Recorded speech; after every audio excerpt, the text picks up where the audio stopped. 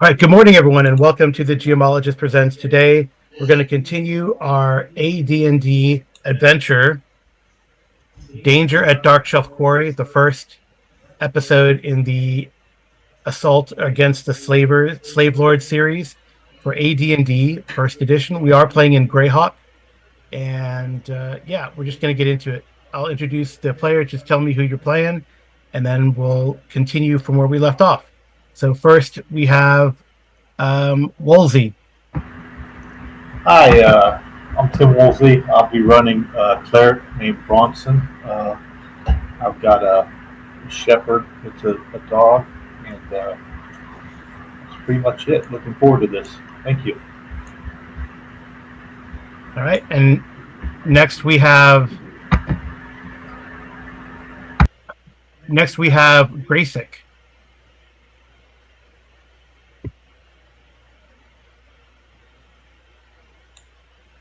Oh, there we go.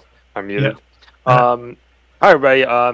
This is screen handle Greyhawk, and I'm playing Riordan, a human fighter. All right, and then we have Amy. Hello, I'm Amy, and I am playing Arlinda, and she is a magic-using elf with a familiar named Bufo. And he's all right. Here. Yep. And then we have I don't know why Bufo's on Zorik, or who's Zorik. I don't know who Zorik is. He's just visiting Zorik.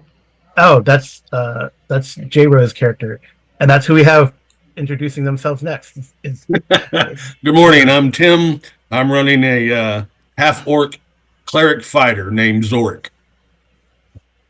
All right. And last but not least, we have Snake. Good morning, everybody. I go by the handle Snakeborn, and I am running Veer, and he is a half-elf fighter. All right. Right. So last time we did a lot of recon. Anyone want to tell me any highlights from the last session? We didn't die. Well, this is true. That's my highlight. Yeah. So anyone? If I remember correctly, and you guys can fill in as we go, the elves. So Veer and Arlinda went up on the side where the trees are, near the ventilation shaft. And I believe Roden, I'm pronouncing that wrong, and Bronson went with, I think it was Junior, because we left Dad at home. That was Benjamin. To deliver the supplies, and they were able to go in and get a look inside. And I guess they really impressed the orc that was there, because she is offering them a job interview the next day. I don't remember her name. And Zorik, I thought, was up on the cliff with us looking down. We got a lot of really good intel. They were able to get down into the area of the guardhouse and see that there was, when they went into their left, so they went in 23 to get to 25 to their left, the slaves showed them an area where there was some people sleeping and a big growly and a door. And we already knew that from our night peeking with Bufo that there was some forging going on, and they were sleeping. And I think these little boxes numbered 25 are cells. No, they're horses. It's like stalls for horses. Yeah. And we did that, and I believe they came back. Did I miss anything? Yeah, so I guess down here, because of some good role playing and a bit of luck,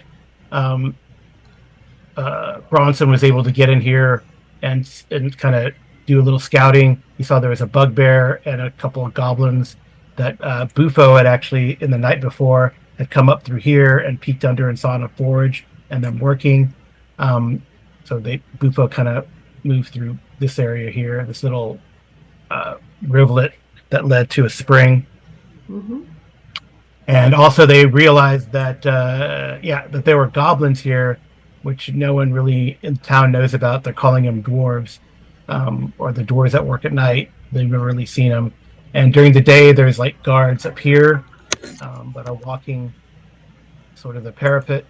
And then at night, there were goblins doing that. So I think we're going to go for it. So this is kind of shows like what's going on during the day, because we kind of left off after this sort of delivery with Benjamin, their friendly contact in Darkshelf. Mhm. So, And And we saw humans on the backside during the day, but we have not seen them at night. right. Right. So Bronson and Riordan had posed as Benjamin's kind of muscle there when he made the drop off of supplies to the guardhouse during the day. The night before was Arlindia and Veer doing their and Bufo doing their scouting, and that's when they found the forge. And then, as was pointed out, when Bronson was able to get into the guardhouse with some role play, the slave showed him this area, the secret doors, and the Goblin Warren there. So during the night, we learned that the patrols are a bit different. How there's goblins overlooking the quarry grounds about here and here at 17 on the guardhouse upper level map. But they actually kind of don't patrol the area sort of facing towards Darkshelf itself over here. In our off-session Discord, there's been a lot of discussion about what we're going to do next and how we're going to attack this place, because it certainly seems like we're getting ready to finally take action against these. By now, I think we really have strong suspicion that they are indeed slavers. Mm-hmm. Yeah. Okay. Yeah, so like I said, this is like the daytime setup where they have a couple guards. And there was, I think, just to remind you, I know we discussed some Discord, but there's like where this guardhouse is, there's like a bell, like on this. So this is like the gate itself and the little drawbridge or something that comes across to the door, the guardhouse main level, which you can see. I can shift ping it down to here. Right, so it kind of looks like that, right? Okay. Everything else is unknown at this point. All right, so I think the first thing that we wanted to do is a couple of people wanted to go up, and you'd also had some intel that there are these hidden wharf up the Pelira River, and which is like the river wanders the series of lazy curves before joining the Sea of Girnot. Darkshelf is on the Sea of Girnot, and its main channel is about 40 to 6 feet wide, about 25 feet deep. It's marshy and near where it meets the sea. But near Darkshelf, the river snakes along a series of bluffs, and the bottom land along the river there's plenty of false channels and flooded caves. So when you were talking to some of the fishermen by the docks, that's where you met your, I guess, Porter, now Porter Jr., though he's carrying a magical crossbow now. His father had been lost to something up the river, and he blames the people from the quarry. And you talked to his uncle, and his uncle had said that when they went upriver, they were kind of stopped by a patrol of the people from guarding the quarry and told to turn around. So and they had bows and things like that. So you could so there's some idea that there's some presence along the river, and I think that's the first thing we wanted to do, right? Is go up there and see, look for it. Mm-hmm. I think the elves are going to go on a clandestine picnic. And the rest of you guys were going to buy what you felt like you needed.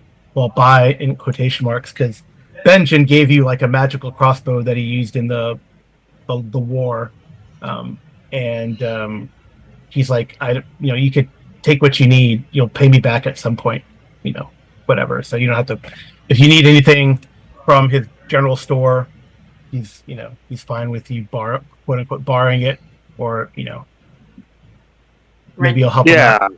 Yeah. Since we were told that the quarry is 3 miles from Darkshelf, it's probably like an hour to an hour back. Right. This is in the morning. We're gonna have all day here, Right. so I kind of figure that's pretty reasonable that Arlindia and Veer can go on their little scouting mission while the rest of us can do whatever provisioning we feel we need to do here.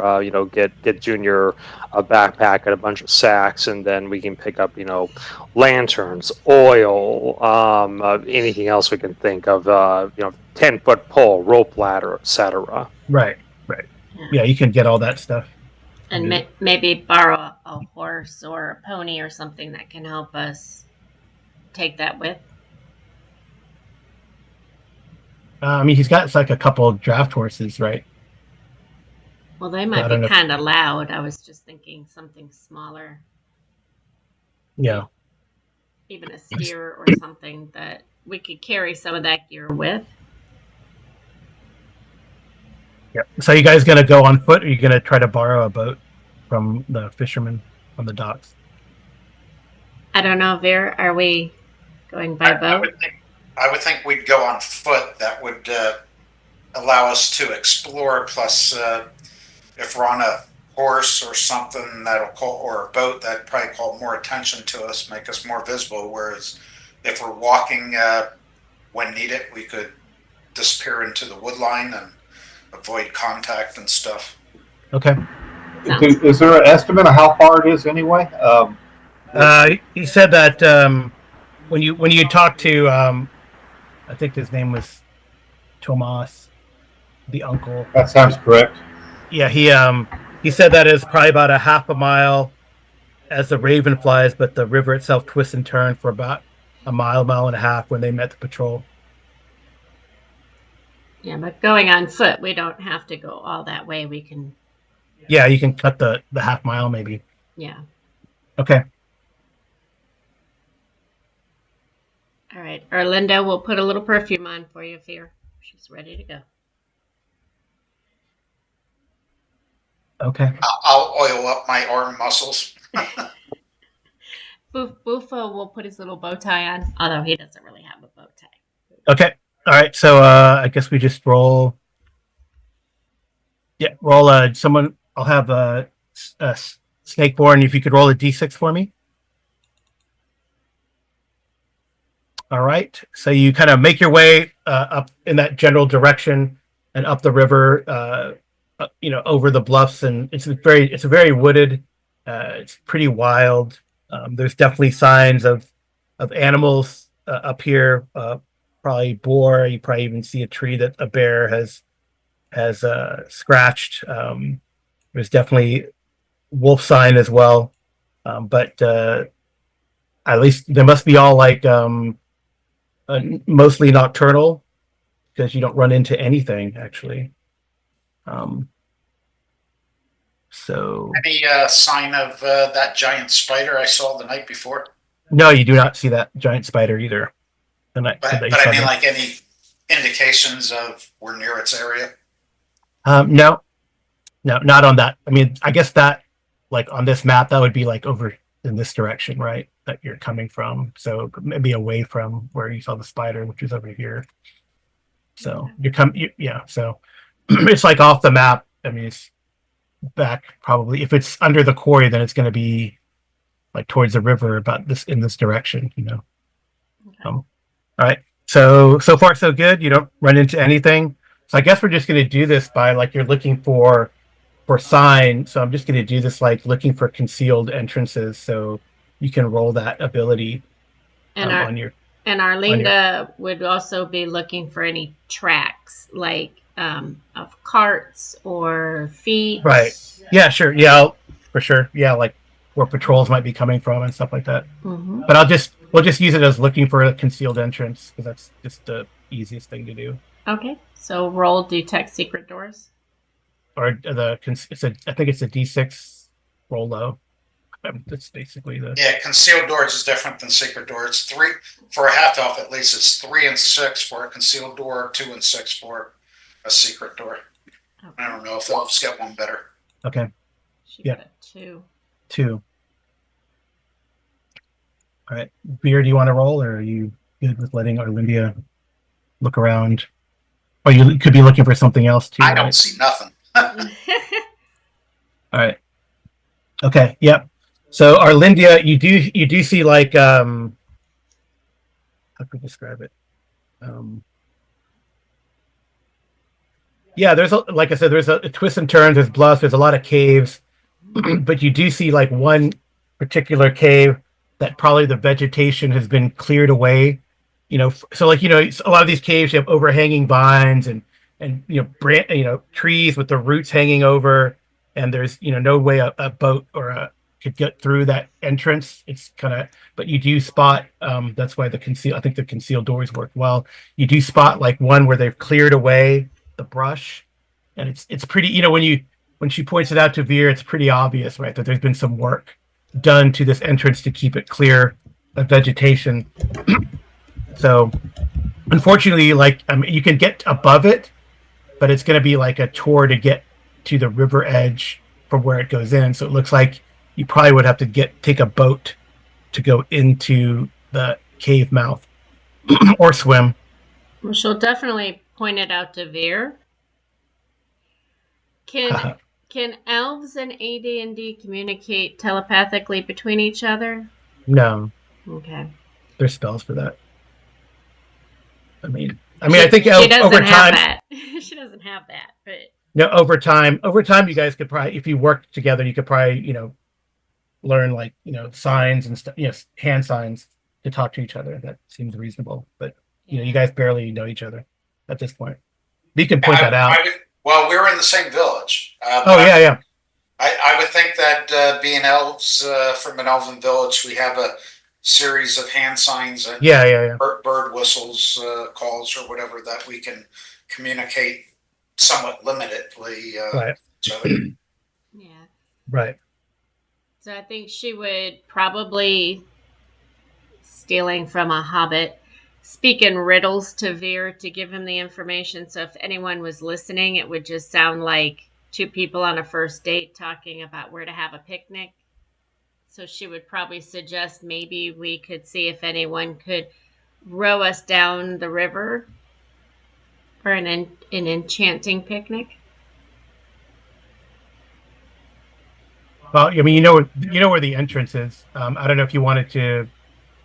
I'm insinuating Arlinda would like to get a little bit closer of a look. Yep. So what about maybe having our picnic there on the river edge and sending Bofo in to check it out since he can swim? That works for me. Okay.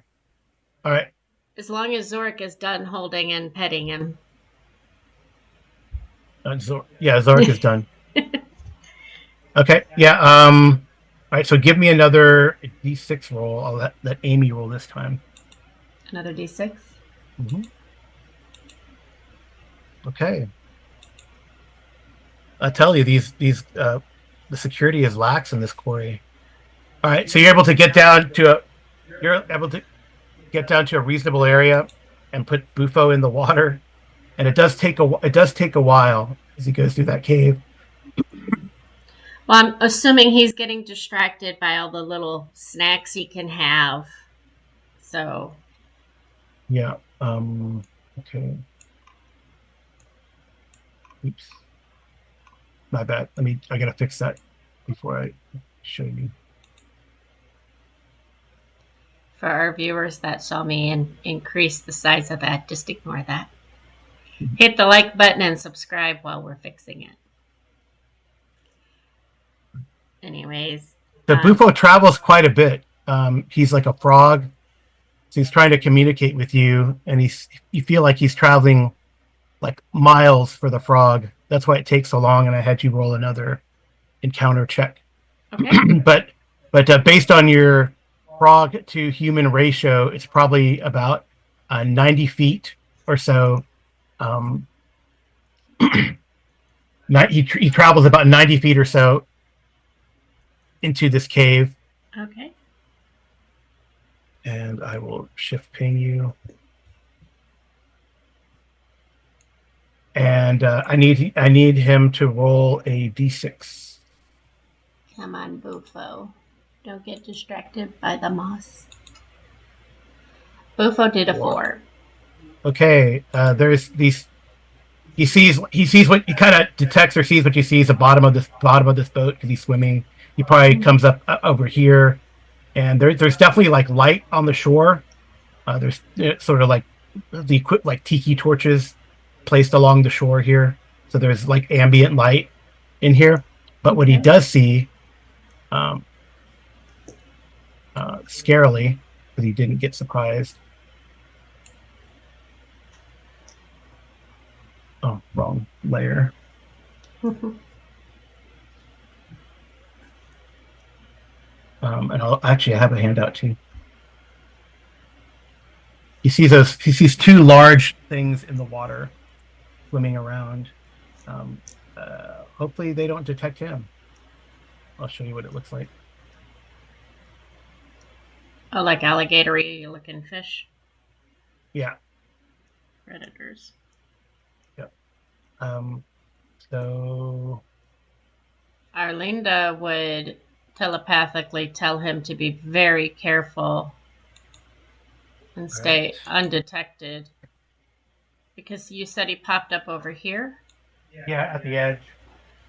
She would ask him to go a little further down and see if he can't get out of their sight. Carl, just so you know, that did have the name of the creature on it. That what? It had the Yeah, name. that's fine. Okay. That's fine. I mean, that's fine. I guess I can change it, but it doesn't matter. I mean, Okay. someone in the party will probably recognize what that is. So at some point. Yeah. So it's fine. Because she's very concerned about them seeing or realizing Bufo's there. Okay. All right, they're gonna start. They start swimming towards them. Well, she's told him to come back. All right, so he's gonna start. Okay, roll a d6 for me.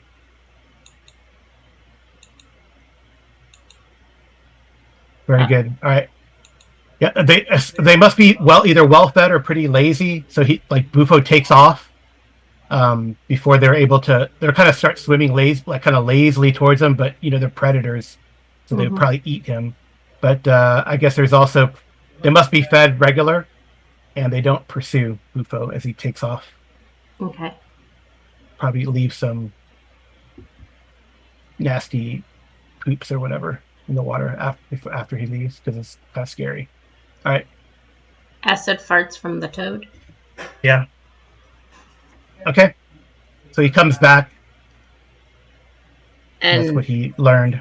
She would be under her breath describing all of this to Veer as he's moving along. Yeah. So Veer, what's your secondary skill? I am a forester. Oh yeah, so that's fine. You'd recognize these are like a creature called a mud tiger. They're not necessarily natural, and wizards can summon them, or clerics. So, do I know any particular information about them? Let me see. Is that right? This is just. Oh no, sorry. So they're not natural to this. They're not. I'll amend that. They're not natural to this world, but they sometimes in mud and ooze places where there's mud and ooze, they can come up into this world. Let's see. They resemble a cross between a shark and an aquatic lizard, and they have electric shocks.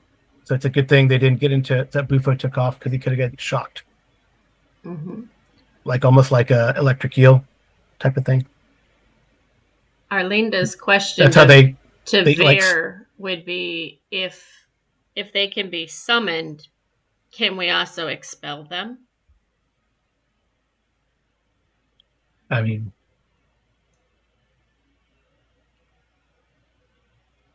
Would I know that answer? I don't know. I mean, not really. You're not very smart, Smart enough. right? I mean, I don't know. I mean, would you have heard that? If you roll a 1 on a d6 here, you might know something else. Nope. No. But maybe the other people might know something. All right. I don't know. I mean, you didn't want Bufo to continue, so you guys want to head back now? Well, I mean, I'd like him to continue, but the danger is too high for him right now there. Yeah, for sure.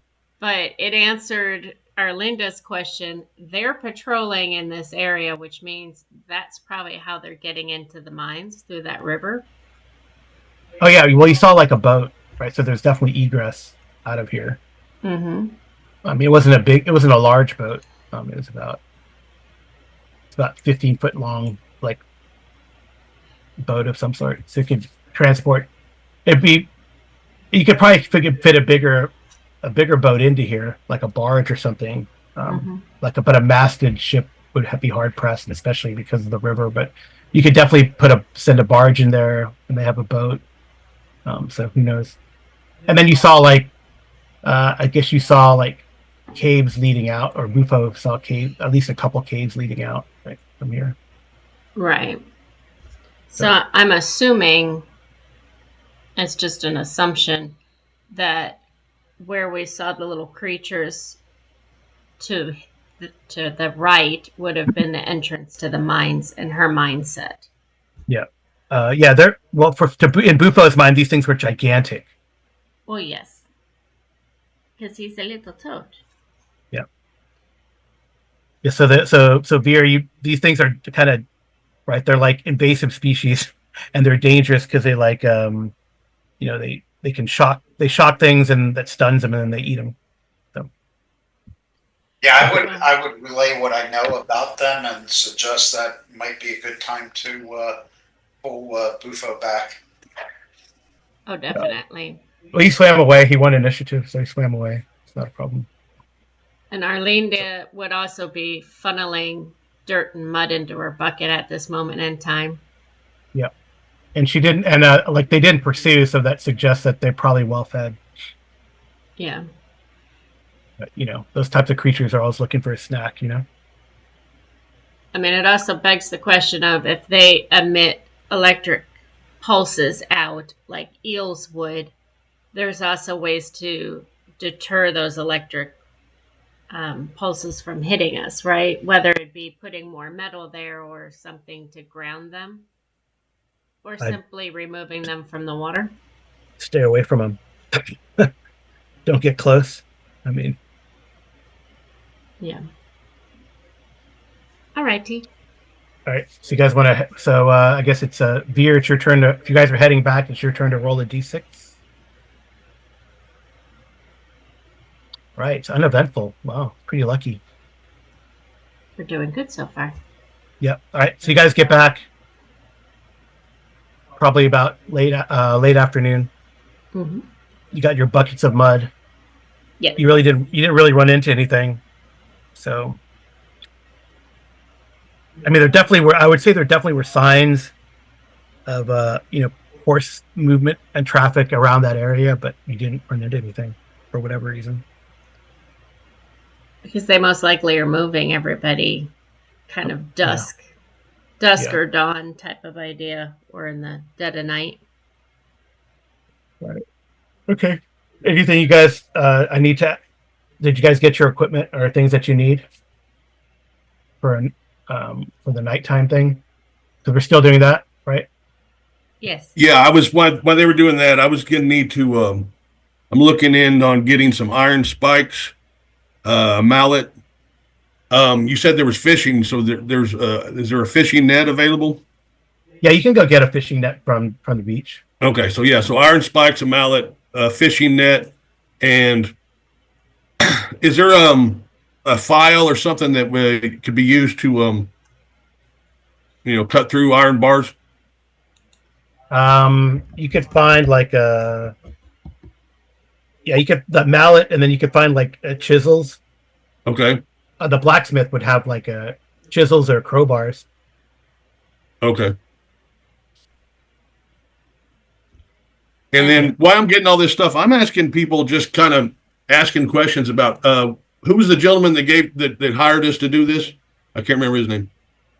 Nastor. Is he well respected in this town? I mean, is there any bad stories on him? Do they all like him? This guy here. Yeah. Yeah, they generally like him. They feel like he hasn't really. I mean, they don't know what to make.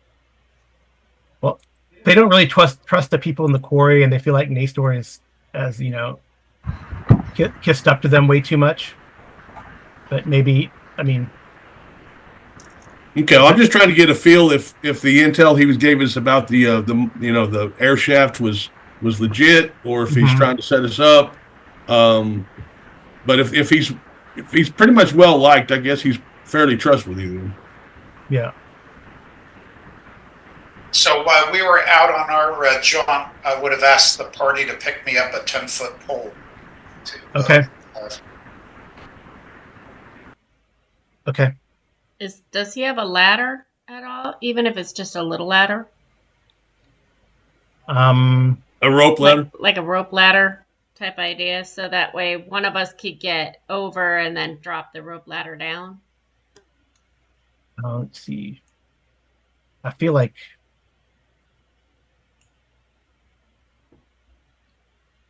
I mean, he probably has ladders for like stocking stuff, right? But how if they're high enough? Yeah, roll me. We'll just use it as an oracle. So someone roll me a d6. Anyone want to roll?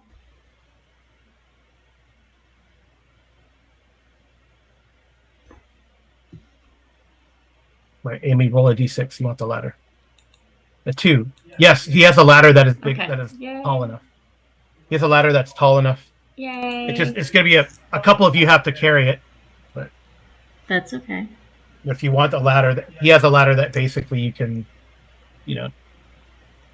do stuff with. Is that a rope ladder or a regular ladder? Like a regular ladder. Okay. Yeah, I mean, he needs it. He has it. I mean, it makes logical sense to me that someone who owns a general store would have a ladder to put stuff on shelves, but whether that ladder would have been tall enough, right? But he has a ladder that's tall enough. Yeah, so I guess he's got something tall enough to get on like the roofs of buildings so that they can go repair them or something like that. Yeah, something like that. Yeah, so it would be tall enough to like well, if you put it like against here, you could climb up atop to the parapet, right? So that's like so we could get up to here. Yeah, that's like a 15-foot ladder, I guess. Yeah, I mean it's a pretty good sized ladder. That would be her concern, is that we get over there, take the ladder, get you up, then move the ladder back out so that we're not destroying the ladder. Just easier way to get in, more silent, is what I was thinking. Yeah, it's about a 10-foot ladder, so that's enough to get up to the parapet. So that makes sense. Maybe a little longer than 10 feet. Yeah, so you have a ladder. Yeah, I think once we climb up there, it probably won't be very long before our presence is known, and then the risk of them finding the ladder is probably the least of our issues. So you got a 10-foot pole. Anything else we need? Yeah, I wanted to get a grappling hook. Yeah, so we figured out that was like 15 gold pieces. Right. So. But, so I think that was probably the weapon one. I don't think that's really, because there's two different types of grappling hook. There's one that's a weapon, and then there would be one that would be used for climbing. Yeah. I really think that the one for climbing would not be that much, but that's more of a your call type thing. Okay. All right. And then we had discussed somebody wanted a light spell, and I could get light spell. I've got 2 cure light wounds and sanctuary as it is now. I don't want to drop sanctuary. If y'all wanted me to get rid of one of my cure light wounds and get a light spell, I could do that. I'll kind of let y'all think which y'all would rather me have there. Well, are there bandages in the general store? Yeah, I think Zorik picked up some stuff from the herbalist in town. But that's like post-battle stuff, right? Right, bandages and like are all going to be slow healing at 1 hit point Yeah. per day. So I'm somewhat in favor of you just keeping your cure light wounds myself, because if we need to get a light source that way, I mean, at level 1 as well, I'd have to go pull up my PHB, but I can't imagine it's going to last that long. Versus if we just get a lantern that will last for what does it say here? I would think hours. I totally agree. 24 turns of burning time for one pot of oil. 24 turns is was it 10 minutes per turn? 10 rounds. Yeah, So, it's 2 hours. yeah. Yeah, I'd be in favor of you keeping your cure light wounds. I totally agree, but I just wanted to let y'all know that's what I have. So also, I think that getting a few extra flasks of oil. And do we have anybody that has a bow? Somebody has a bow, right? Oh, a couple of people have bows. Yeah. Okay, I would say get you a quiver and soak about a half dozen arrows in oil, so that should we need to at some point in time light them and torch something, we'd be able to something at a distance. So Yeah, that roof, this roof, the roof here on the guardhouse is not stone. It's a slatted roof and wood and thatch. So, and that's a great way for distraction later on, should we need it, if things are coming our way, and sirens going off or whatever. You could always, light an arrow, shoot it someplace else, and people are, they're going to naturally see that fire, and then, oh, that must be the problem type thing. Just a thought. Arlinda has 24 arrows. She can take some and soak them. Yep. Okay. Cool. Yeah, I got a quiver with a score of arrows, which I believe a score is 20. Yeah. But if somebody wants to pick up a second quiver and soak them in oil or bandage around them to be able to lit, I have plenty of encumbrance. I can carry a second quiver of those arrows. Cool. Okay. Yeah, just buying extra arrows. You could get them from the blacksmith probably. You could, or at least he'll give you the heads and you can put put it together.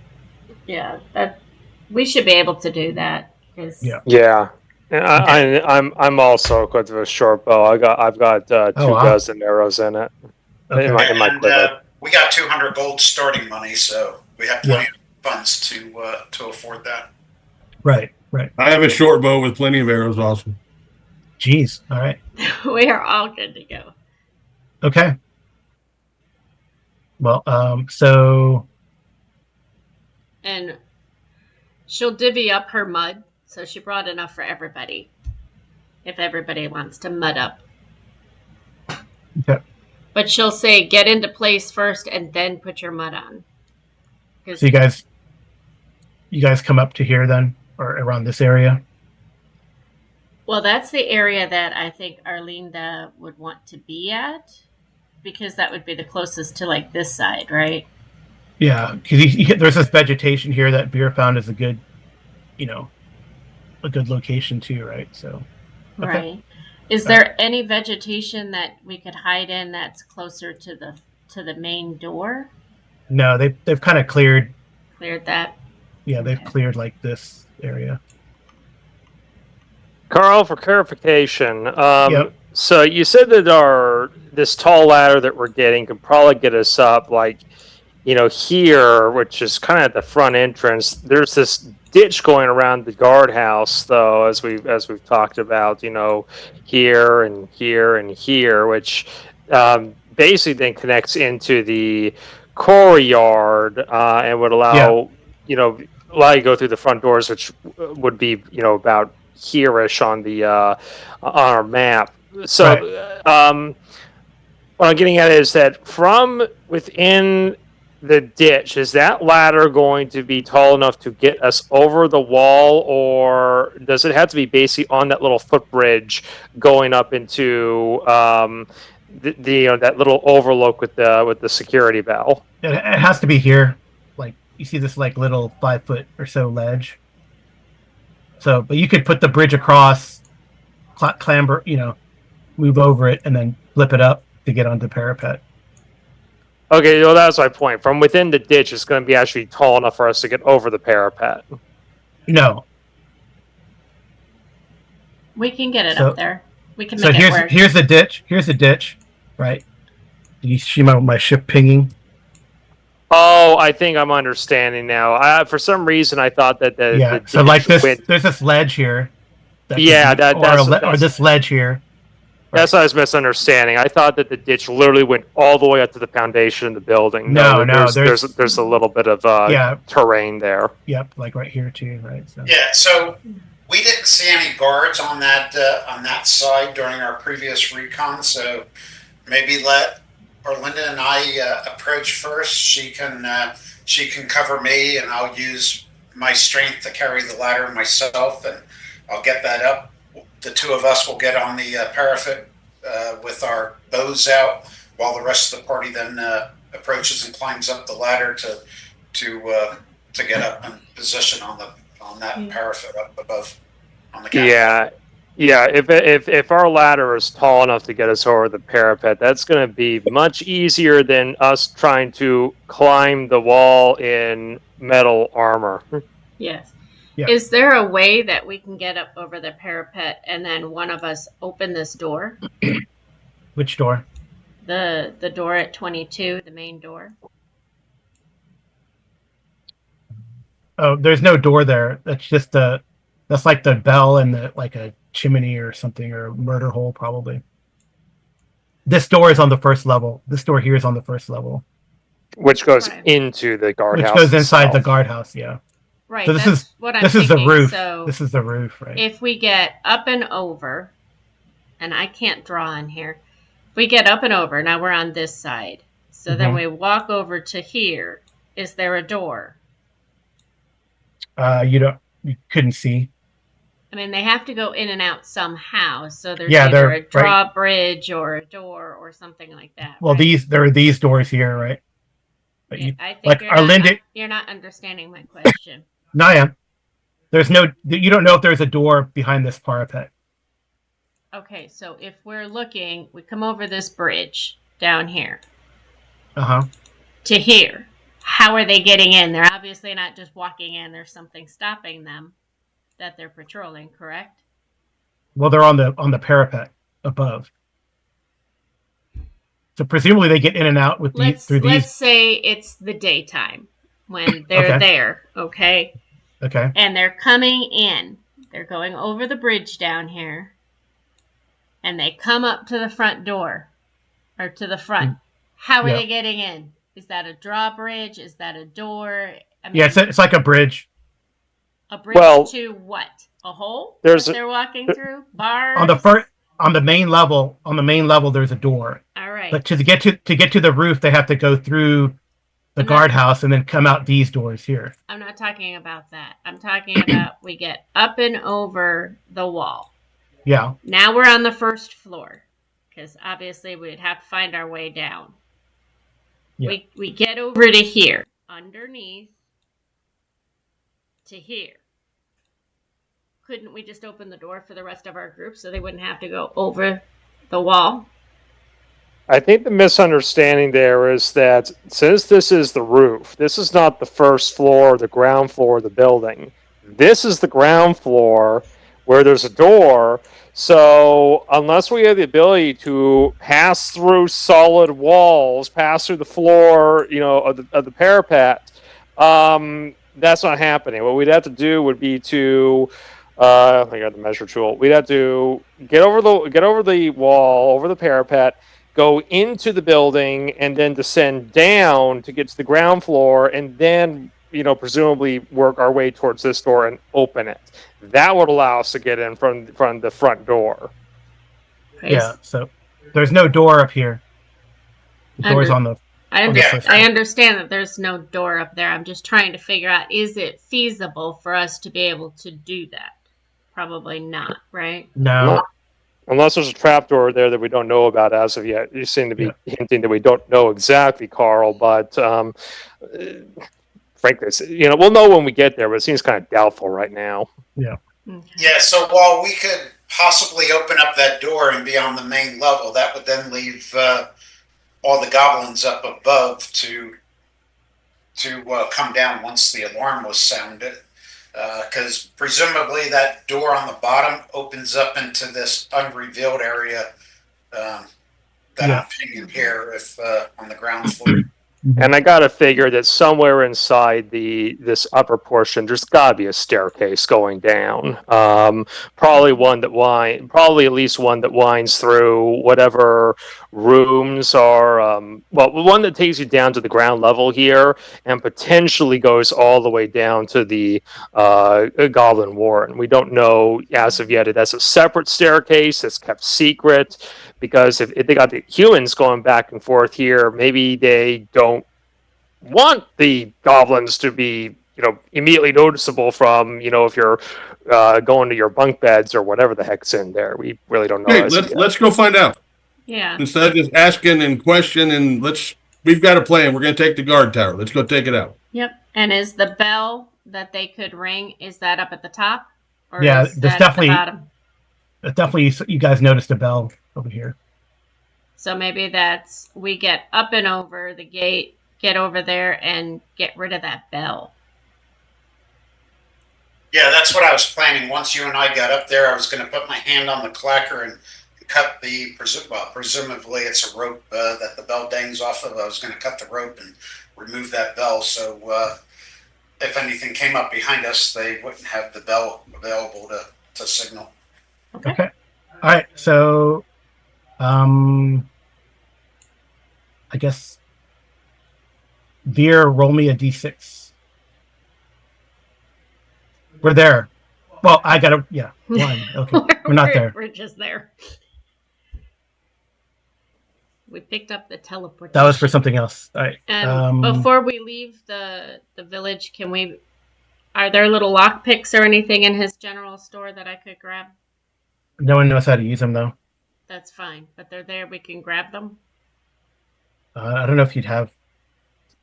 I don't know if you'd have lockpicks because that's kind of a weird thing to have in a general. I got a store. crowbar. You got a crowbar. Okay. And I got a 70% chance to open doors. All right. So sorry, Veer. That was for getting the ladder across, which you will do, but I have to roll. We do have to roll for a random encounter on the way up. So, J-Ro, if you could roll me a d6. A 6? D6, yes. It's your turn. Perfect. Man, it is, like I said, security's lax. All right. So, Veer, you're able. So, I already rolled for them, for these guys up here. That they do not know what's going. They're in the same kind of situation. They don't really care about what's going on towards Darkshelf. And Veer, you're able to muscle that ladder across and get it up. So you and Arlindia can be up here, Okay. I have my bow out and trained at the tower. Okay. All right, so once we're both up, the first thing I want to do is go put my hand on that clacker of the bell and cut it off of the string or whatever it's on. Okay. Let's see. Let's start rolling. We're gonna.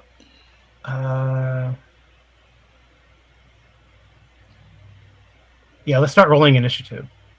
Okay. I think that's the wise choice. All right. Okay. So Riordan, it's your turn to roll d6, according to me. Okay. All right. Okay. And how do we roll initiative? Not off the It's sheet. just it's a d6 group roll. Okay. All right. So the rest of you guys you can position yourselves how you guys want to be up to here. There was no, like you predicted. There's no one watching this approach. Arlinda will have her bow out and she'll be covering Veer as he's cutting down the bell. Okay. All right. I'll get a roll for what these guys do. But I can't move Bufo, so you'll have to move him. Really? Yeah, I Sorry. don't have control Yeah. of Bufo. All right. Sorry about that. It's okay. You should have Shepard and Junior be able to control, but not Bufo. Okay. Not Bufo. Now it should be fine. Thank Okay. you. All right. And everyone else has their bows trained up just in case. Is that right? Yes. Okay. All right. I'm gonna roll to see what they do.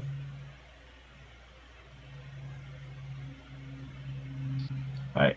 You just hear like I guess Arlindy and Veer. You hear like laughing, and maybe even the rolling. Like people are like they're rolling dice, or something like that. Okay. All right. So Veer, you're able. They're just holding in place. They don't really have a line of sight to see where you guys are. You can hear them. Maybe you guess about around the corner, about 60 feet around the corner, at the closest. You can't. You really can't see them yet. I would like to silence that bell. Yeah, no problem. You're able to silence the bell. All right, then I'm going to take out my short bow while waiting for the rest of the party to climb up, and I'm going to move closer to this corner so that I have, if anything comes around, I can engage it. All right. Okay. So who wants to come up next? I'm going to move. Bufo and I will move over to this side so that Oh. we can cover. I'll come up. I'll carry Shepard. Okay. All right, no problem. Just you could go ahead and put yourself on the parapet with Shepard. Yeah, you have to use the alt. You have to use the alt key to. Sorry. Like alt, like press the. Yeah, I'll put you where you want it. I hope. Okay. All right. Cool. Yeah. So let's say the ladder is. Where is the ladder actually? Where do you want it? I guess that's a good. Ping where you want it, and I'll put the little token. Where do you guys want the ladder to be? There? Okay. Yeah.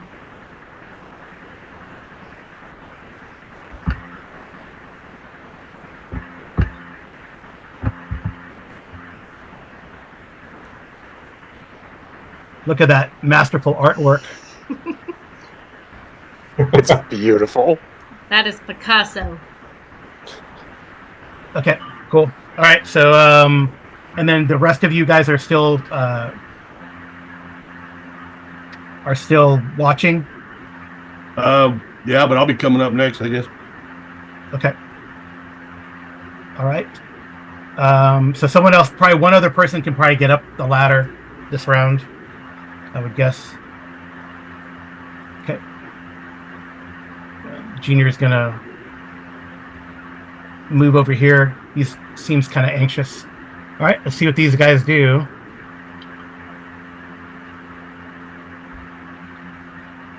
All right. I really haven't. They kind of stop. They stop playing dice. Maybe someone says, "Hey, quit that out. We're supposed to be we're on the clock," type of thing. Let's be vigilant.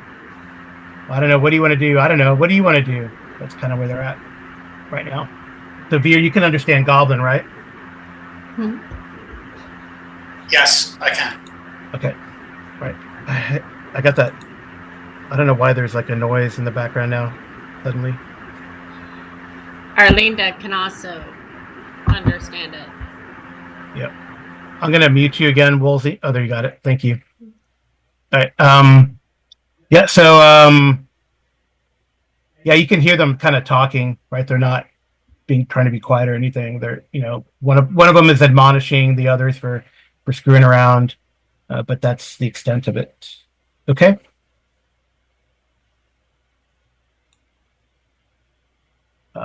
So, all right. So, what do you guys want to do? That was I kind of gave them initiative because they didn't do anything, but you guys can go do something if you want. I have a question. Yeah. So I know I have a skill where I can use things in short range that are actually long range? Oh, you mean like your both stuff? Right now they're at the closest one here is at 70 feet. I So was that's like I was short thinking range. about this one or this one. If I could, You can't see them. I can't. You can't see them. No, they're behind this. Is there a way to climb up on this?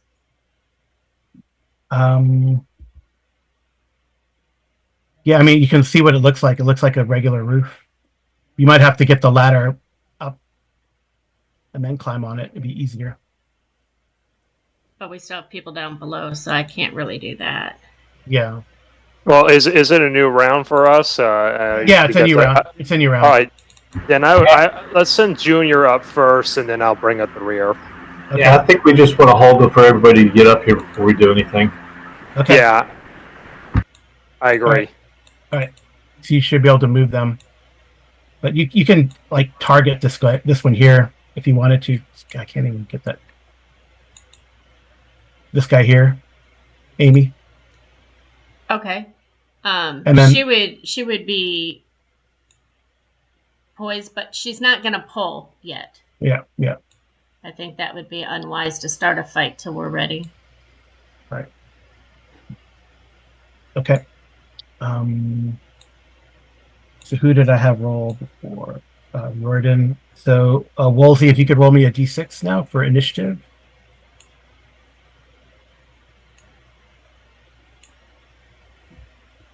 All right, I get to roll their reaction first then. All right, they're still, yeah. They're still like arguing about who's going to do what. They're like, no, you walk around. No, you walk around. No, you walk around. You can hear that like chattering back and forth in Goblin. Let's roll dice for it, one of them says. And then you hear like exasperation, like, ah! I'm going to try to pull everybody kind of close to where the ladder is, away from the edges, so that if they do come around, they actually have to come around the corner and we can actually maybe take them out without anybody else knowing. Okay. You want to pull the ladder? Is that you wanted to pull the ladder up, someone, or no? I would like to pull the ladder up. I just think we'd do better if we're up on the roof. We have more control over the situation, but that's Arlinda's thought pattern. Yeah. Someone could do that if you wanted to, like Zorik, or could pull the ladder up and move it to here if you wanted to. Yeah, I'll pull it up. And I don't have a problem going up on the roof either if we can get up there. Okay. Of course, it's not grouped. No. I hate it when that happens. That's okay. Yeah,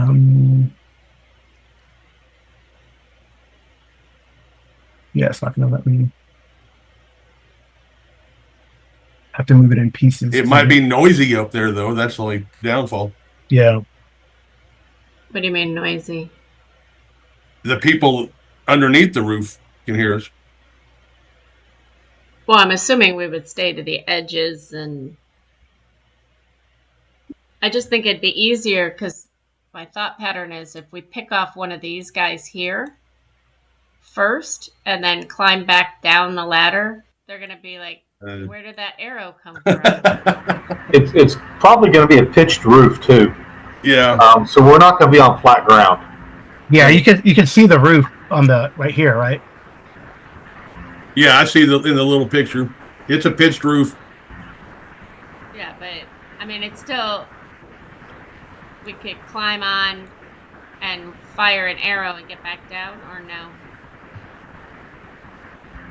That's. I mean, it's a possibility, but what do you guys want to? I don't want to stay on the roof. I'm not saying position myself on the roof, just get a shot off is what I'm thinking. Well, based on their infravision, only these guys up front would be the only ones that could see where the arrow came from because everything else is beyond their infravision. Yeah. Right. Yeah, and there's But they're Okay. not in line of sight. That's what I was thinking. If I'm gonna pick off one of these first, they have to be in line of sight. So that means just positioning Yeah, myself on the roof. You would have to go all the way around the roof because it's pitched. Yeah, I could. They're on the downside of the other side. Right, so it's going to be like. Oops, I don't want to do that. But in this picture, it looks like I could climb up to like here and get the shot off. Right, so it's like that, right? Where I just pinged, you'd have to probably be over at the apex of the far side to be able to see down to them. Yeah, you probably have to get to like to here to shoot down at them. Okay. So standing up here wouldn't work. Yeah, I mean if you get up to here, you could probably shoot. You could probably like see this guy and this guy, but probably not that guy. Okay, I'll go for that guy then. All right. So for this all right, guy. Zorik pulled the ladder, so you can climb up there on your turn if you want to. Yes. Okay. And what I would like to do, if possible, is see if Bufo can run across the roof, and using his vision, then I could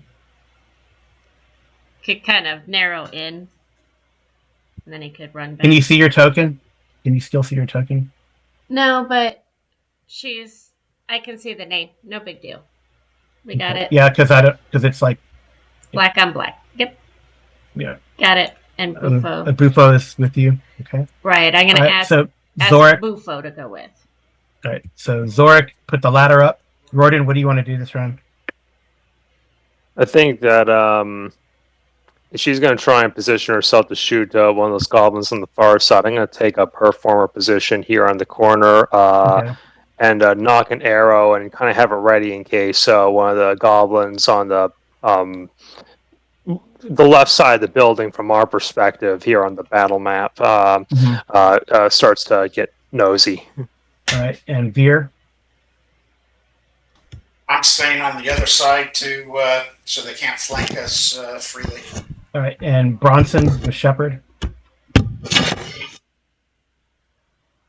Yeah, I've moved Bronson and Shepherd both over to that little niche over there where the bell is. Okay. And just kind of staying outside. I have my flail ready. Okay. And Junior, you want him to stand fast where he's at? Hold the ladder? He could actually join us over here out of sight, out of mind type thing. Over here? Let me get back to that screen. Yeah, that'll be fine. Here. Yeah. Okay. All right. I think I think bow specialists can shoot before initiative, right? Mm-hmm. Yes. So we'll roll initiative again. So I think it's it looks like it's our Wolsey. It's your turn. No, who rolled last time? Wolsey. Arlindia, it's your turn to roll initiative. D6. Yep. I got a 4. All right. And anyone who has it. She has the specialty. Yeah. So you can fire before initiative if we're doing that now. Okay. So weapon, short bow. Who are you shooting? This guy or this guy? Which one? The one that I can get vision. I mean, if I'm using Bufo to see him and I can get vision on this one, I will. But I don't know that you'll let me do that because you said only this one, right? Yeah, that one on the left or the one in the corner, or this guy here too, right? I'll go after this one. Okay. And you said I can fire 2. Yeah. Can I take 2 shots? Well, at the same time, or do you want them one by one? I think you get 1 shot before initiative, and then you take another shot during the round. Okay. That's the way I think it might work. Get 1 shot on what? Because she's a bow specialist with a weapon drawn, so she gets a shot before initiative. No. Oh, okay. says But Yeah, yeah. it's if you had the start the round with the arrow, notch, shaft, drawn, target in sight, you can loose that arrow, so Right. that'd be a single shot. right, but she's got a thing where she gets 2 attacks per round, but Right. I can't Yeah. roll off of the sheet. So what do I roll? What? It didn't roll on the. I did. You see what it put up there? That's weird. It should. If you roll on the weapon, it should do it. I did, and that's what it gave me. So if I click the gear, If you click on the short bow, the dice next to the short bow. I did. That's what it gives me every time. Oh, it's because you got to do it to hit modifier. I don't know how to do that. So it gives you macro options to hit modifier. Mm-mm. Didn't give you that? Nothing. That's when I hit it. It comes up over there like that. It is not linked to anything. Okay. Do you have it set where it's showing the combat matrix? Is that option on your character sheet? It's there. It should. It's what's happening is like it. Yeah. She's not seeing the macro pop up. There's a macro that pops up because she probably has a lot of windows up. So, all right. Well, I'll just roll for you then, Amy. I'm sorry. That's okay. I mean, there. If I shrink it. That's usually where the macro is. Nothing shows up. But we can pause quickly and you can take a look at it. I think it's just not set. Well, I could just roll for you. But Roll20 likes me on my computer. You hit. Okay. So roll. I can't roll damage. You can't click the roll damage and it'll roll. I can. Okay. So roll damage, not versus large or versus large. They're small, so roll damage on the left. Okay. The left one. Now it's asking for the modifier. No modifier.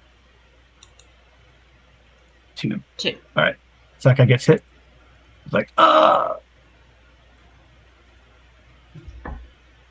Okay. All right. That's like a awful. That's like a 1 on the roll. Okay. All right. So you guys have initiative. If you have a dexterity bonus, you won initiative. So does anyone else have a bonus for dexterity? I do. Yeah. So you could take a shot.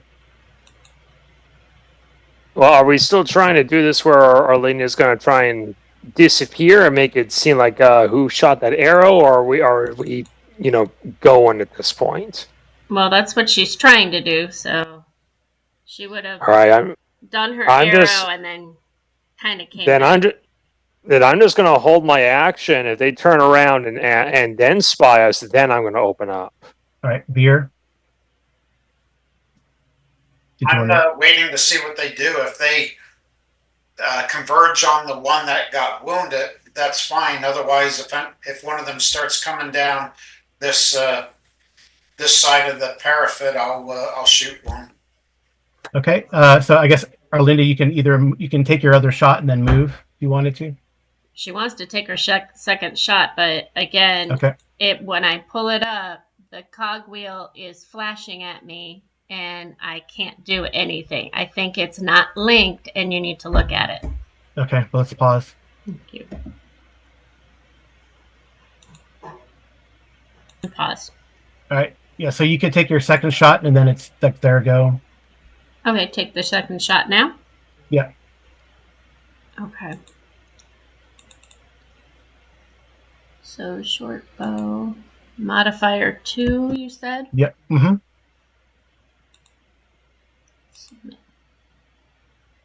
Unfortunately, that's a miss, I think. Maybe I should have let you roll again. Yeah, it's a miss, unfortunately. Okay, and then you're going to move back down? Yes. Okay. So you can move where you want. You can even move. You don't have to move back down. You can move behind here if you wanted to. Mm-hmm. I was going to climb up to just... Okay. And probably position myself right here. Okay. Where are you going? You can ping it and I'll put you. Okay. Up there. Did you see it? Yeah. Okay. You see your name? Yeah. Okay. Okay. She's not completely off. I'm assuming she'd be standing on the ladder. Yeah, or something like that. Okay. All All right, my turn. Unless anyone else is gonna take a shot, or you're just gonna wait. Everyone else is waiting, right? Yeah, I'm waiting to see what they do. If they're confused, almost to this surprise round, I'm just going to wait. If they're going to start moving towards my position and Veer, those of us who aren't like standing up on the roof at that point, I'm gonna open fire. Okay.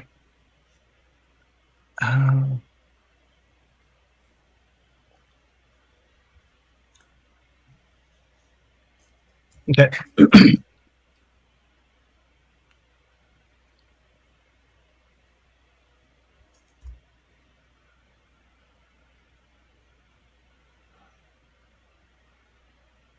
All right. So this guy here seems to have like, well, you don't know what's going on. So okay.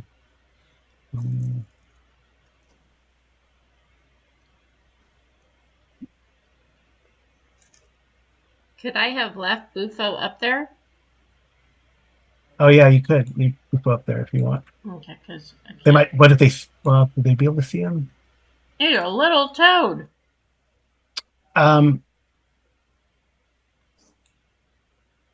Yeah. So they. So I guess, Arlinda, you can see that this guy is looking. He looks confused, and they're looking in the direction of the quarry. Actually, he's looking in the direction of the quarry. That's exactly what I wanted. The direction I rolled for. So.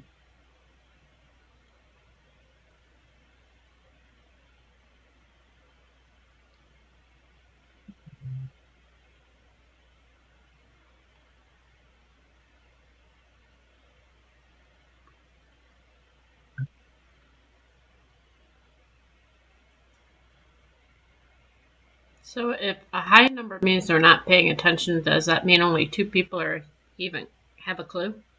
Yeah, how many did I roll? 1, 2, 3, 4, 5, 6. I got 2 more. Jeez. All right.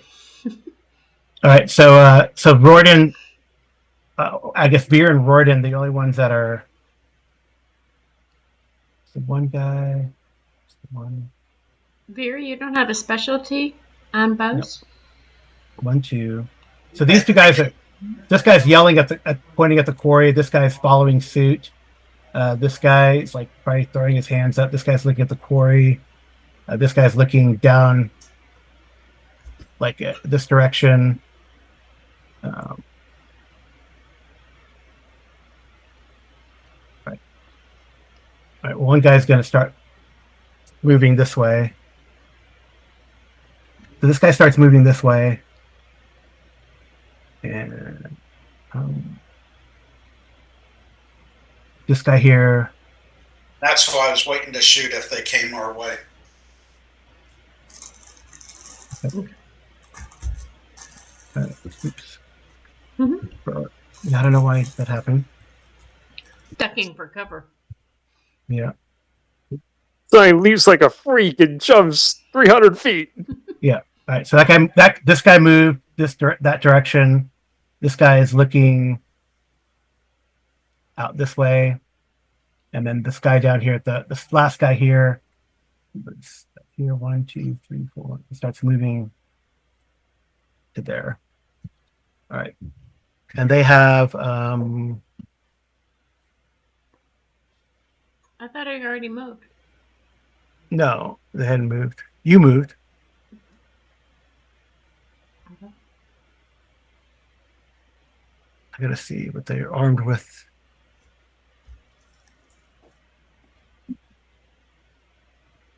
Short swords and slings. So they have short swords and slings, but they have their short sword drawn. Yeah, no missile weapons. So Veer, I don't know if you want to do anything, or Zorik even. They're not looking up. Yeah, I wanted to shoot him if he came our way. This guy here? Yes. Yeah, go ahead, take the shot. It's fine.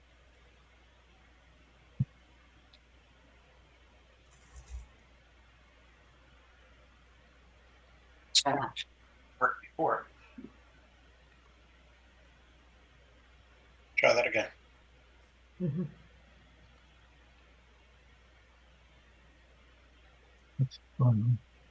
Oh, I missed. it's a miss. All right. Zorik, did you want to do anything?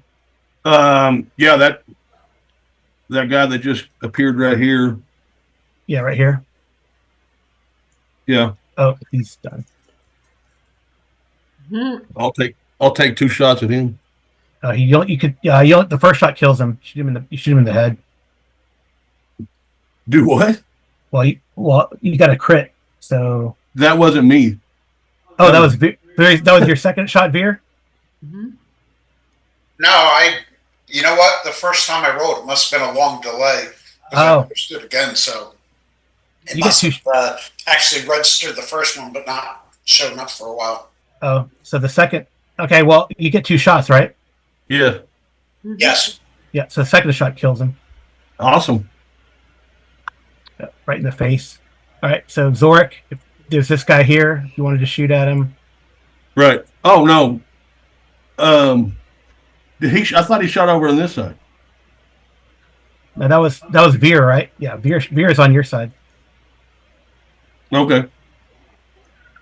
So if you wanted to shoot, you could see this guy here, and actually this Then guy. yeah, I'll go for that guy then. Okay. And I don't have a to hit modifier if I'm above or Yeah, it's a +2. They have no idea what's going on right now.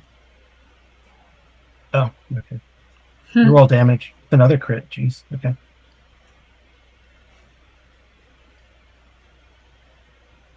Oh, 1. Well, it's very well. You rolled the wrong one, but it's not. They're not large. But, oh, I rolled it on large. yeah, Do I I think. roll it on the other one? Yeah, I think. Did we decide how we're doing crits? I don't remember. 3. Did you? And then Yeah, you got a natural 20. So I think let's roll another d6. I think we'll just roll like double damage. Roll another d6.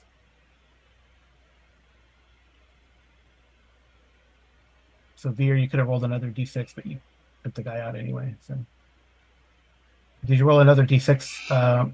J-Ro? roll another what? Roll another d6, J-Ro. Okay. All right, Ah. that's enough. That's okay. That's enough, right? Okay. Riordan, did you want to do anything? Yeah, I'm gonna take a shot at that guy since he's advancing. So I think the time to go loud is on us. Yeah. Hopefully he gets the point. Okay, that was my bad dad joke of the day. Ooh, 11. I think that's might be a miss though. Well, it normally would be a miss, but I think because he has no idea where you're coming from, that's a hit. Yep. Okay. Damage. Damage is roll damage. He's done. Ooh. Ooh. Max damage. Yep. Okay. You can take your second shot. Yeah, let's see if I can take out this guy next. Yeah.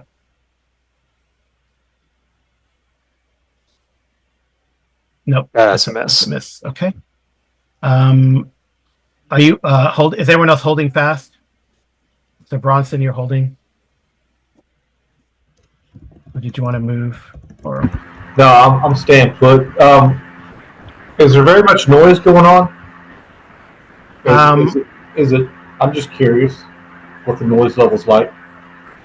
and the goblins are like shouting. This one here has been shouting. The other guys just didn't really make a lot of noise when they got thunked. And then, but this one, you can hear him. I guess Veer and Arlinda, you can hear him saying, "There's something in the quarry. There's something in the quarry." Goblin, right? But you can hear him, but it's it's muffled a little bit.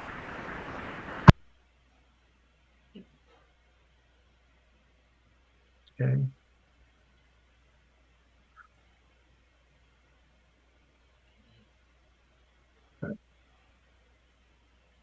Wow. Okay. Um,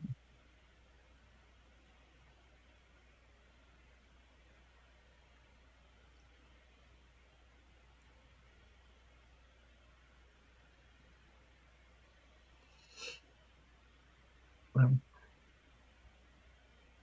I don't know why it rolls so many dice. Yeah.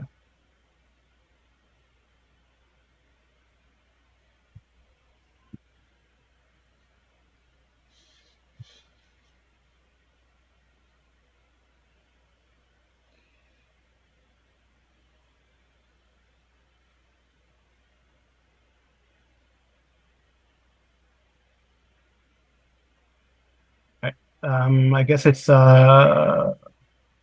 Snake. It's Snakeborn. It's your turn to roll initiative. 1.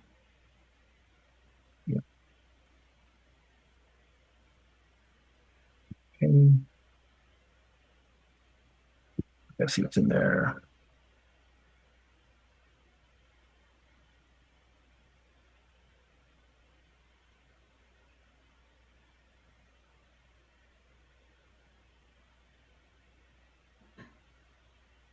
Okay.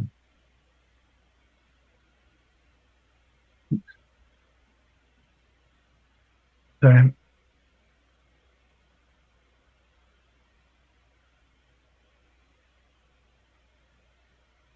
Where did that guy go?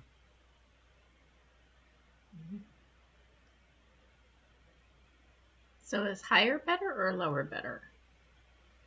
Huh? In this case, for you guys, low is better. Oh, but not for. So let me roll initiative. Sorry, that was not for initiative. This is for initiative. All right. He did. Okay. I thought he rolled. No, I know Snake rolled. Okay, so now I'm back to here. This guy would probably notice his buddy being shot. He's like, "No, they're attacking from the front." He says, "I'm gonna see if he sees Jordan." All right. I think he moves up. 1, 2. He moves to there and he's gonna like try to sling you, Royden. This guy here. Okay. So that's a miss. Oh, it's a 1. All right. Didn't we win an initiative though?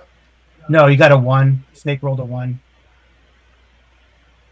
Right? That was Snake one. That was your initiative roll, right? Yeah, I Right. thought the lower was better on initiative. Not in first edition. Not in first edition. That's right. That's right. You're technically rolling for your opponent essentially. So it is actually high wins initiative in first edition. Yep. All right. So okay. Well, anyway, so this guy goes over there and it like his sling. He tries to sling you, and it like the sling kind of flies out the back. You know, he doesn't even. So I rolled a 1. These other guys here, they were still looking in the front. Well, at the quarry, I thought, right? Yeah, they're looking at the quarry. Yeah, that's what I'm talking about. The front. That's okay. So we'll look at those guys. 6 and a 2.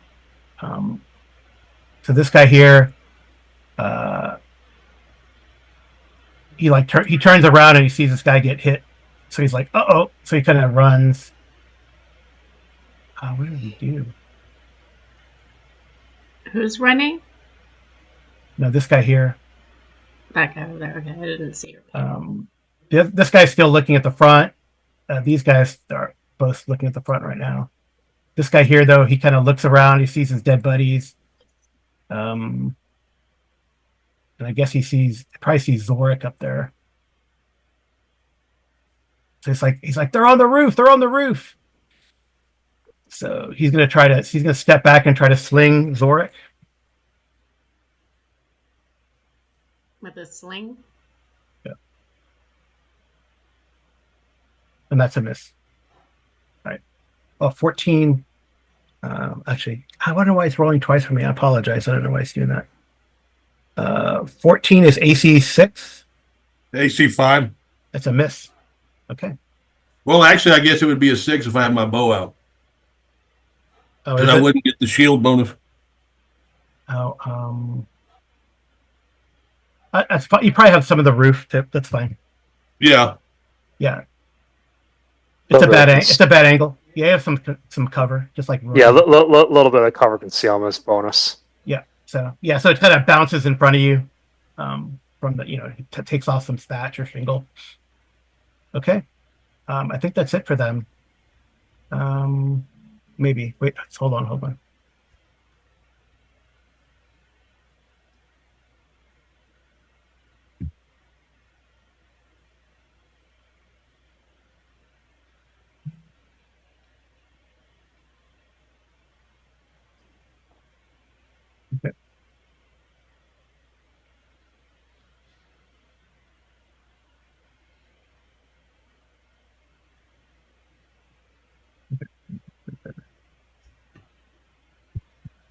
Okay. All right. You guys, it's your turn. Okay. Who do you want to go first, Carl? I'll go like from. You can go. You can go ahead and go. I'll just go Arlindia, Wolsey. I'll go backwards on my screen. Because That doesn't. Arlindia would. I don't know why it's not my movement.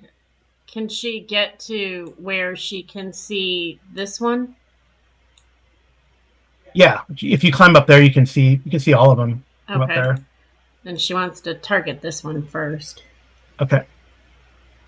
And let's see here.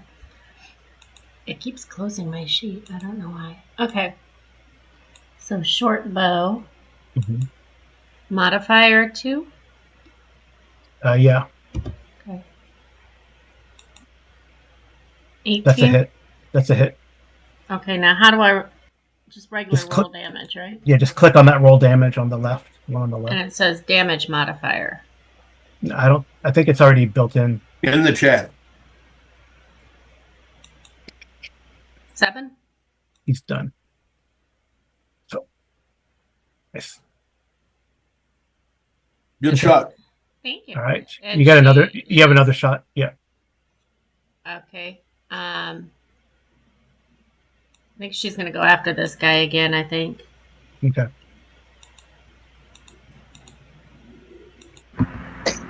How did you do 7 damage? I'm just curious. Are you using a sheath arrow? No, she rolled a 6, and then she has a Specialization short bows. specialization short bow. That's a miss. Okay. Then she'll hunker down to where she Yeah. can't be seen. Okay. Cool. And she wants to protect Bufo, so. Right. Yeah. Wolsey, what do you want to do?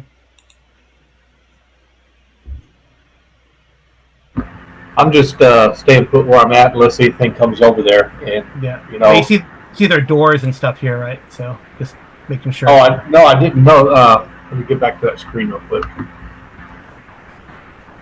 I can try to make them more apparent. No, I'll just stay put for. I'll wait for combat to be over unless something ends up coming down here. If something ends up coming down here, I will let Shepard go, and I will move towards an attack with my flail. But until such time arrives, I will just kick back and watch. Okay. All right. Rorden. Yeah, let's see if I can take out that goblin again. The one that's moving up and tried to hit me with the sling. Yeah. That's a hit. Awesome. All right. I think that's enough. Yeah, that's enough. He's a bit squishy. Fantastic. All right. You can still Yeah, move. quite. You have another shot.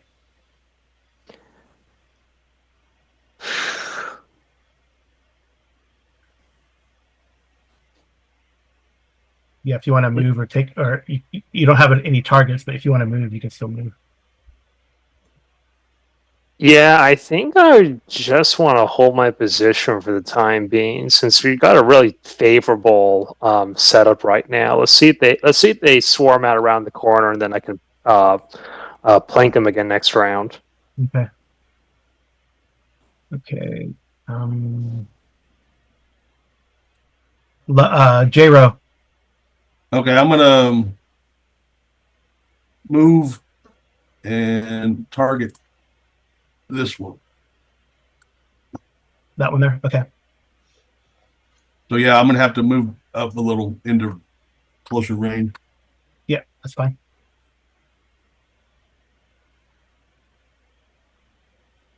Move your guy. Or where do you want it? Or do you?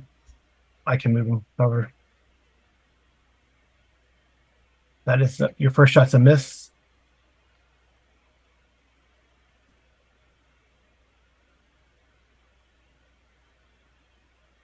It's your second. You take your second shot. 11.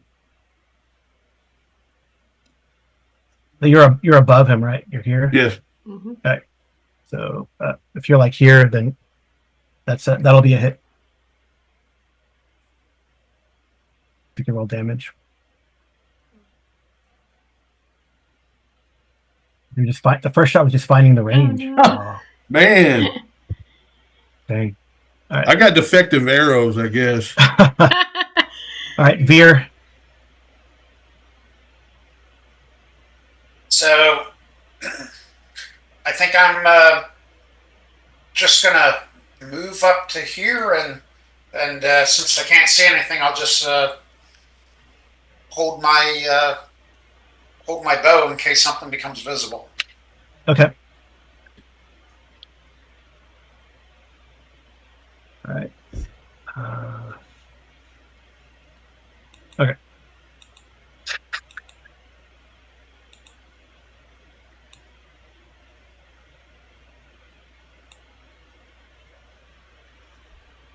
Okay. The morale is they got to roll above or right below, right below. Yeah. Okay. Okay. They're I don't know. Either they're well trained or they're bloodthirsty. I still have to figure out where we are. Yeah. This guy's probably yelling, "No, they're above us! They're above us!" He's gonna move back and try to sling you, He's gonna fall off the parapet. Zorik.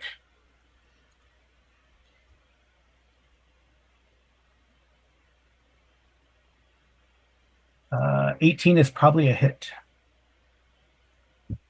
It's AC 2 for 2 points of damage. Zorik. He smacks you On with me? this. Yeah, he smacks you with the sling stone. Yeah. This guy.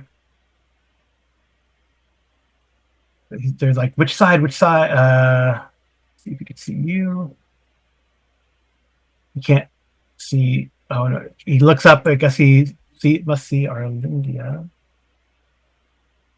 He sees her. Yeah, but he can't really. Doesn't have a good angle with the sling.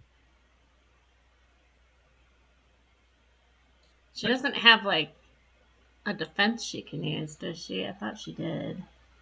All right, Rorden, if you want to, you still had a bow shot, right? I did. Yeah, you could take a shot at this guy as he kind of he's kind of slinging his sling over his head to try to, because he's got to move to a position to. Oh, wonderful. All right, I will. All right, that's a hit. Oh, that's a crit. Got some sharpshooters. I know. You can roll damage. Oh, 2 points. Yeah.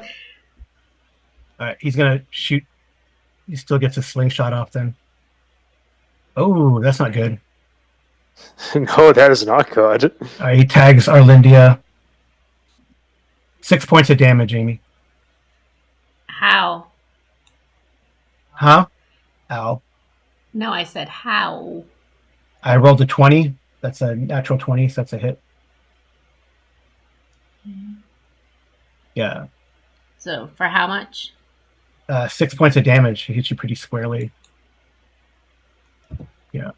I hit her right in the noggin there. Yeah. Hits you like in the head, unfortunately. I think. But if I change it on here, it changes everything. I don't think I'm supposed to put it there. I don't know where to put it.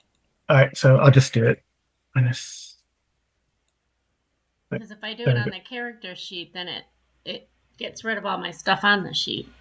Yeah, that hurt. That hurt. All right. And who hit me? This guy here. Okay. All right. It's a new round, right?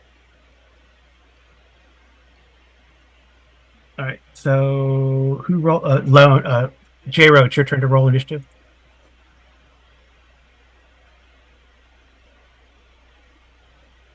Dang. All right. Apparently, we like going last. Yeah. Evidently. All right. This guy's going to try to tag Zorik again. 15. Thank you. That's the 20 is. I don't know why it's rolling twice. Sorry. It's 15. So that's AC 5. That's a hit, right? I'm going to go my bow out, so I have my armor class of 6. Okay. So that's a hit. 1 point of damage. This guy is going to. So if it's armor class 6 and I have armor class 3, I thought lower was better. Yeah, lower is better, but I rolled a 20, so that would have hit armor class 0. No, I'm not saying that. I'm just. Yeah, lower is better. Okay. All right. This guy here. Let's see if he's smart. He's a smart goblin. All right, he's going to open these doors. Go inside. Oops.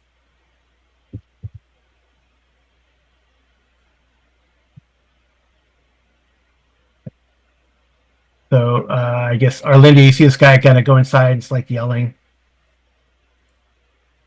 That guy there. Her immediate thought is to ask Zorik to get off the roof, and she'll get off the roof with Bufo, and we light it up because it's right. a pitch thatch Okay. roof, right? And this guy here is going to try to hit Arlinda again.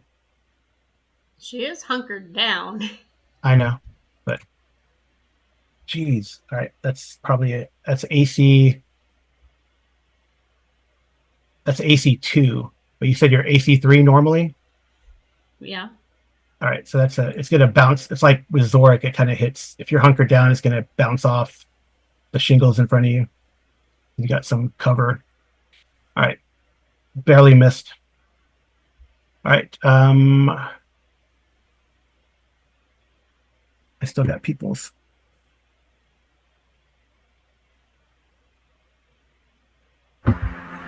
So, am I aware that he went inside yet? You wouldn't have seen him.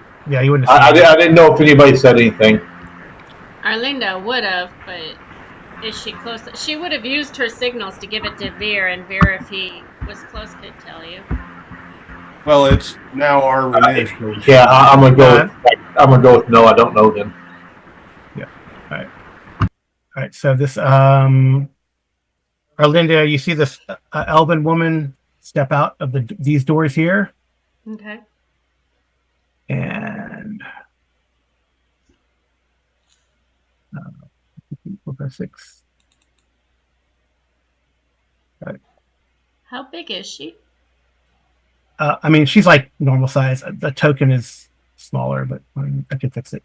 No, I'm just wondering if I used my push, could I push her off? Is she large enough that I could use my push to get her off? All right. These doors open, dear, and you see this thing poking its head out. So I was holding a shot. Could I fire at whatever put its head out? Yeah. You want me to do that now, or? Well, hold on. So I think they both. Yeah, we're waiting for our initiative. There's one like right in front of you too. That opens the door. They're like, "What's going on? What's all the racket?" They say in Goblin. They're bugbears. All right. Well, I would try and shoot the closest one. Then. I think that they can't really do anything. I mean, that they come out and they try to assess the situation. All right, it's y'all's turn. Would my push, if I cast it that takes up my turn, right? Yeah. But would that push her off of the thing, or is it better to just shoot at her? That's your call. Let me see. Because I'm thinking if She's actually in point blank. It's better to shoot at her. Okay. You're gonna get an extra +1 on the modifier, or +2 total when you hit Are you using your elf plus to hit also? Yes, that's in there. Mhm. Okay. So you're gonna get an extra +2 from point blank, and then if you hit her, it's 2d6. It's a lot of damage. Okay. All right, then I'll do that on my turn. Yeah, it's y'all's turn. So You I can go. Well, I'll go the reverse order. I'll go snake first. Right, so take my shot at this first guy that poked his head out. Yeah, I'll give you a +2. He's not expecting it.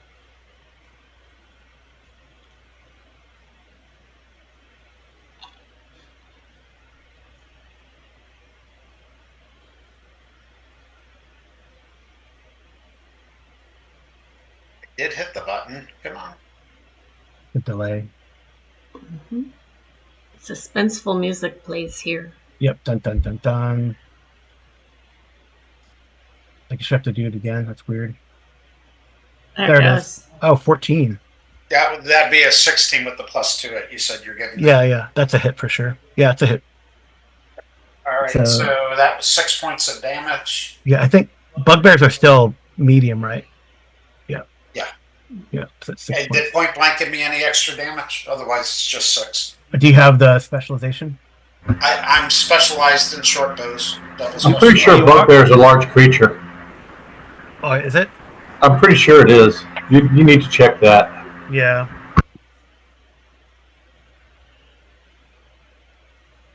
Everything's kind of big to Arlindia. Just kidding. Yeah, if you're a bow specialist, you get an extra dice of damage and an extra +1. Yeah, bugbears are considered large. Yeah, they are large. Size large. Yeah. All right, so you can roll another D. It's D8. No, it's a D6, right? Another D6. Yeah. So 7, and then 8 points of damage total for that guy. Okay, let me see. Do my second shot or wait? Yeah, I mean, you guys lost it, so you got your second shot because you guys lost initiative, right? So.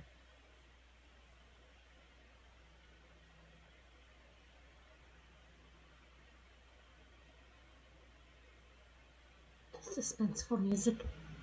Oh, geez. Oh, it's a crit. Yay! Fantastic. That guy's going to be done, I'm pretty sure. So that's going to be, it's normally 2d6. So you're going to roll 3 more d6, by the way, and another +1. So that's 11. So he's taking 11, 18. That's 11, 12. And he's taking 20 points of damage.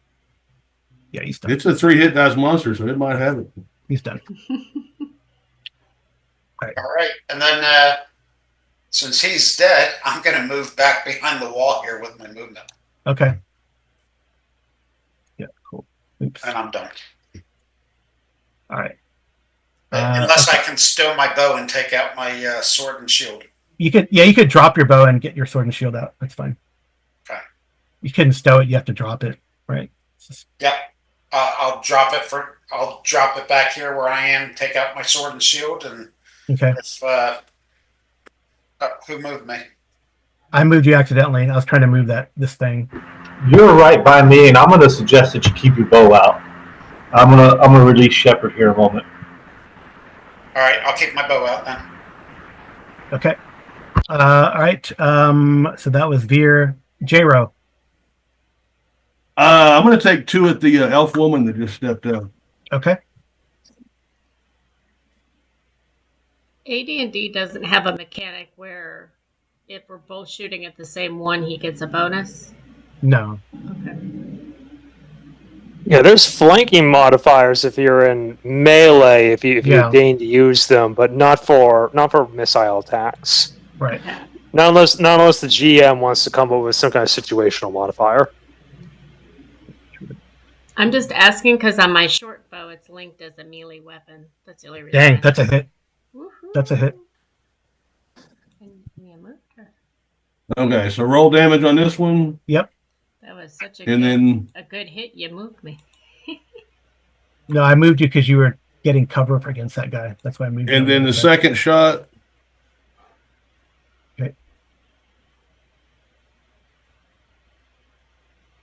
is a Boom. hit. Nice. Dang.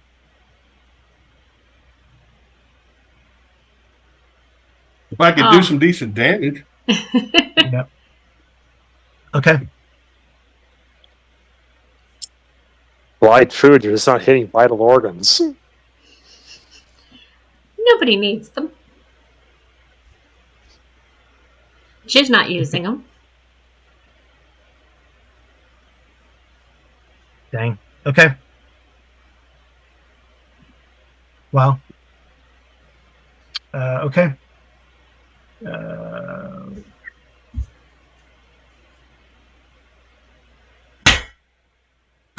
Sorry. Garden, it's your turn.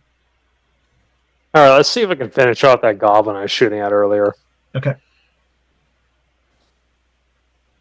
That's a miss. Okay. Second attack. There we go. Woohoo.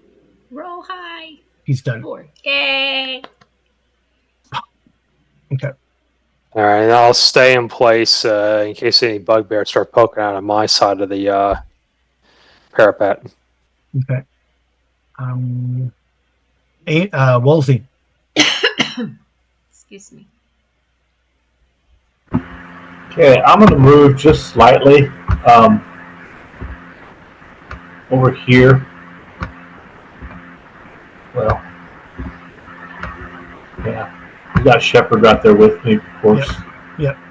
Hey, I'm just right here in the corner to try to draw this bugbear out towards me.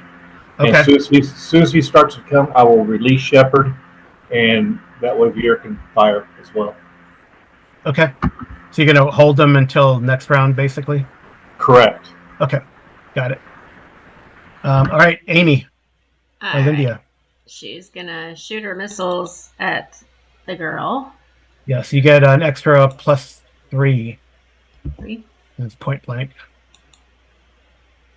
21. That's it. That's a hit.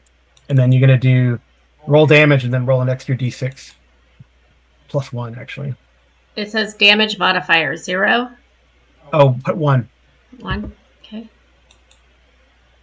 8. Oh, shit. All right. Well, you don't have to shoot again. Okay, then I'll lose my second arrow at this one. Yeah, because if the extra that takes her down, but the extra d6 like finishes her off at the point blank. All right. The other one, go ahead. Alrighty. 2 or 3 for the hit modifier. He's outside of point blank, so just 2. the 2. Yeah. Okay. Yeah. 16. Hit.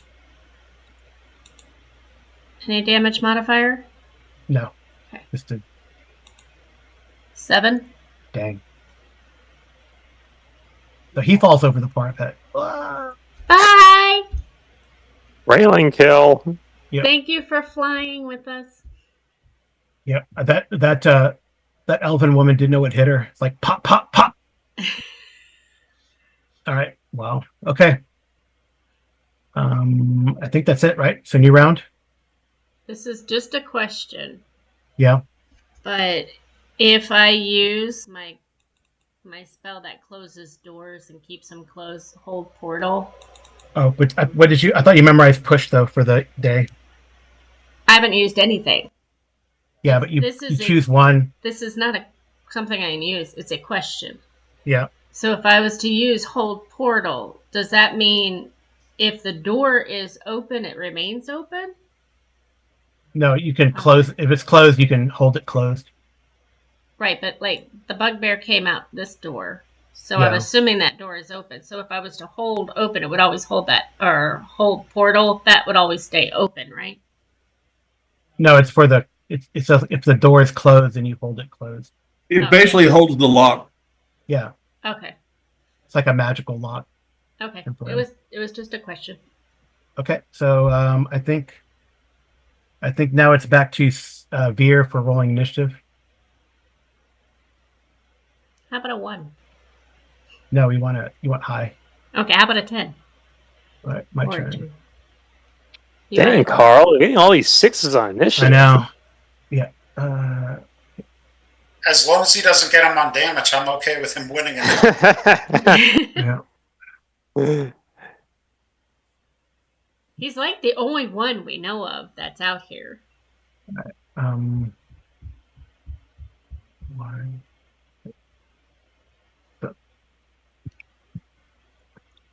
Unfortunately, okay, this guy here is the only one that's out there. Okay. Right, he's gonna step out.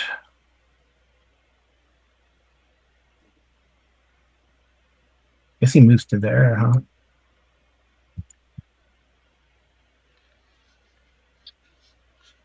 And he gets to say hello to the little friend shepherd.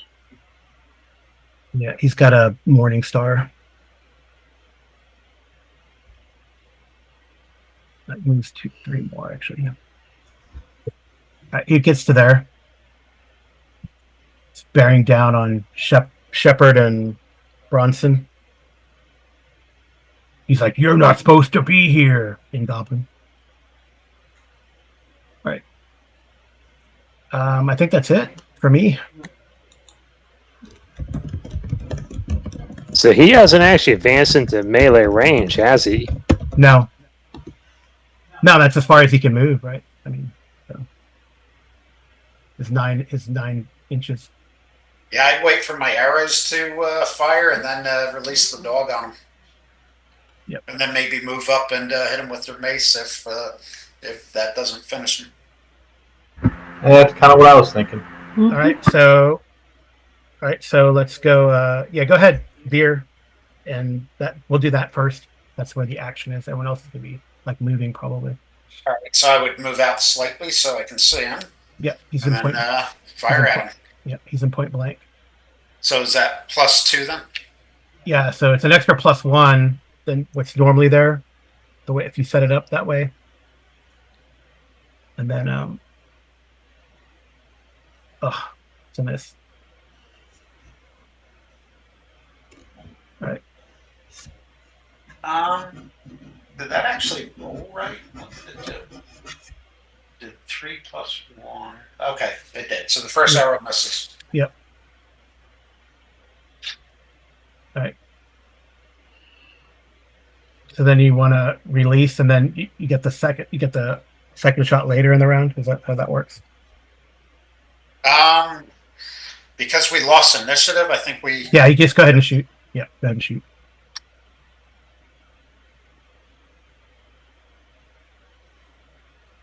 Wow. Oh, crit.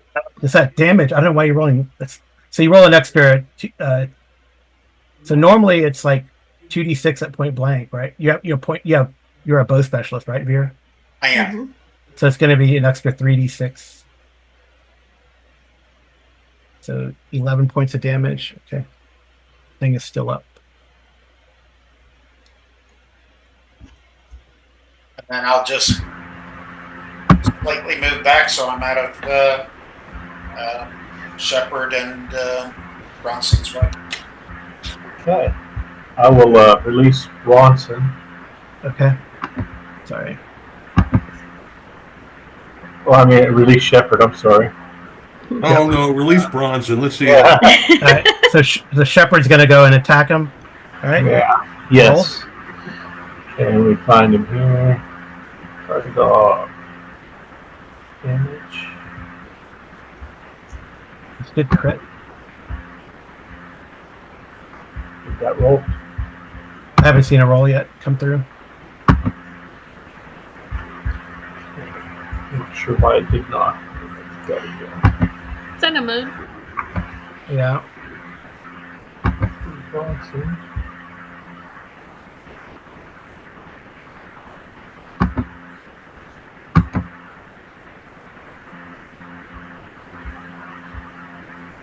Did that go through? No, I don't see anything. Okay. I'm not sure why that's not. any minute, like 12 of them are going to show up. Yeah. All right. So I'm going through. This is the first time I've used him to attack with. But it's giving you, it prompts you with a modifier. You see the modifier? Well, I've got in use, and I clicked on the die. Yeah. And then a modifier, a little window will pop up. It says modifier. Yeah, I've got to hit submit twice after I put in the modifier. I hit submit and then hit submit the second time for it to actually pop up on the screen. Yeah. Well, you can just roll a d20. Just go to the die roll and roll a d20. It's not. Okay. So. And then what's his bonus to hit? I'm not sure. I'll have to look. Well, he's a 4-hit dice. I see the submit. Right, so. Did that work? Yeah, that worked. A 13 for the dog. What's the hit dice as the dog? He's a 2-hit dice. Oh, so And he actually has 2 attacks, I believe. Oh, wow. So AC. So that first one is a miss. That's a miss. That's also a miss. Okay. All right, Bronson, did you want to go up there and attack him? Yeah, I will go up there and attack. Okay. Sorry, I'm going back and forth between screens here. So. Yeah, no problem. That's okay. Now, if he's in melee with his dog, does that flanking apply? No? Not yet. I mean, it could have move around, but not here initially. That's a miss. Okay. All right. Okay. It's a new round. I haven't gone. So, oh, you didn't go? No. Okay. Neither myself nor Zorik. No, you did. You guys killed her. I thought we were starting another time. Thought we started another. Oh no, you're right. That's right.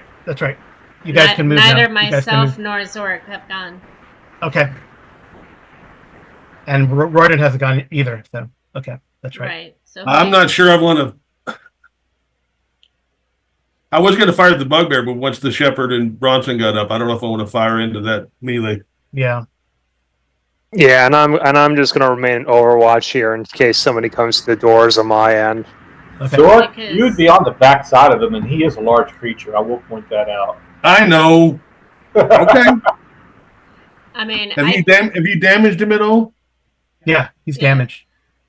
But if I use my short bow, it's still point blank range on him. Well, you can move up. You can slide down. Move up, yeah. Yeah, it's not letting. I mean, we could get 4 attacks on. That's what I would. That's ultimately what I would like. You might have to move her because for some reason it's not letting me move and go in certain places. But I'm in range, maybe not exactly there. Yeah. Okay, so go ahead. You guys want to take a shot? You can. And what modifier do you want me to use? If you're in point blank, you're gonna add a +3. So it's 3 for my modifier. Yeah. Mm-hmm. 13. That's my first arrow. That's a miss. 13 is a miss. Yes. Okay, so my second arrow. 15. 15 is that's likely a hit. Let me look. Yes, 15 is a hit.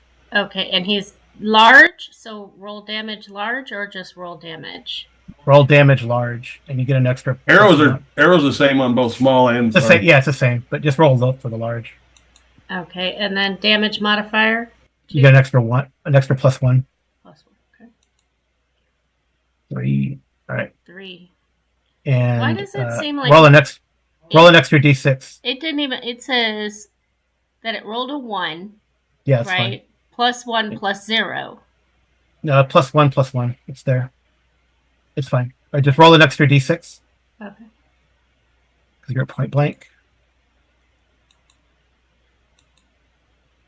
5. Okay, he's done. All right. I think our Linda might come off the roof, but she's Zorik. holding. Zorik, do you want to do anything? Yeah, I'll fire. Do I get? Well, he's done. He's done. Huh? He's dead. Oh, okay. Sorry, he's unalived.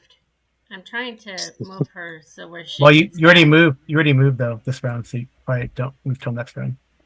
Right, but if I Well, don't, then, no, I if I mean, don't yeah, move her, my I don't move see is her. going to be I moved to there, so now it's going to be an issue. Why don't y'all hold your position and let me look inside this door first? Well, we can't. Yeah, we can't come off the roof until next initiative anyway. So Yeah. Right, I was just moving so I could see her. Because Oh, when okay. she was on the roof, I can't see her. Yeah. Sorry about that. That's It's really got to be said. These point blank shots from Unearthed Arcana are just murderous. Well, yeah, it's good for you guys. No, it's really good for us. You know, I'm not complaining, but man, Well, I mean, the goblins you can usually one shot, right? That's it's but true with the bugbears. yeah, and then the does it state in there though that the specialization? I know it's for fighters, but does it just for a straight fighter, or is it multi-class fighter? no, it's you could it's as long as you have the fighter.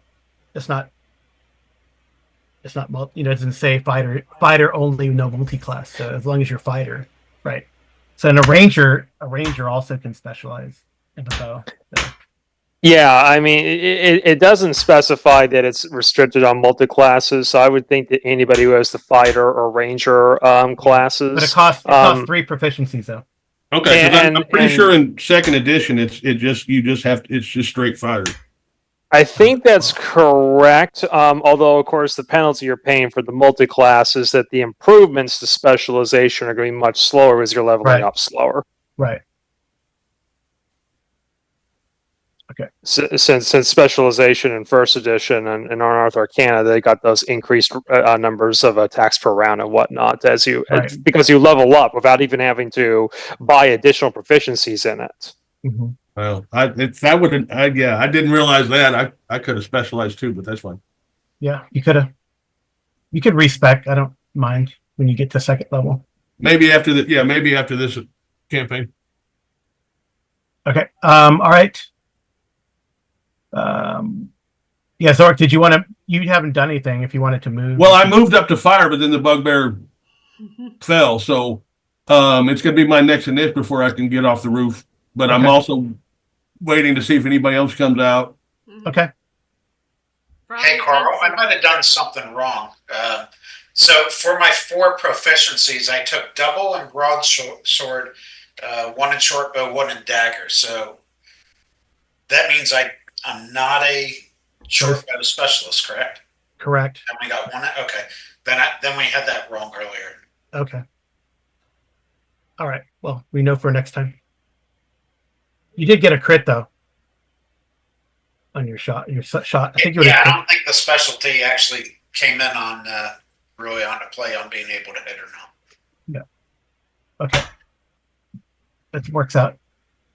Okay. Yeah. So I think you spent 2 on the broadsword, 1 on the short bow, and 1 on. Okay, got it. Yeah, you're specialized in the broadsword. I thought. Yes. Okay. Yeah. All right. Did everyone go? If not, I think everyone went. I think so. Yeah, everybody went, I believe. And is there any noise? Like anybody? Would I be able to hear if anybody's coming? Or yeah, you from where you are, you can hear like this goblin, like banging on a door. You can hear like goblin chattering inside and someone banging on a door. I'm gonna send Shepard in there because he could obviously outrun whatever's inside there. Yeah. I would think. Okay, well, we'll roll initiative. Okay. So I think it's Rory, and it's your turn to roll initiative. Okay. I got a 5. Oh, Good job. Nice. Woo-hoo! All right, I so finally get to go first, but there's Yeah. nobody out there. That is exactly when we want to go initiative roll. So Yeah, it is. okay. All right, so you're gonna send him in. Yeah, I'm going to follow as well, but I'm sending him in, and hopefully it'll stop him from banging on the door because he'll have something else to contend with. Oh, hey, I can put her back now. She is over here. Yeah, so there's like when you open it, there like light spills out from inside of there. There's like sconces on these pillars or lanterns hanging from the pillars, and then a shepherd kind of turns the corner. Yeah, he can see that goblin banging on the door. So how far can shepherd move?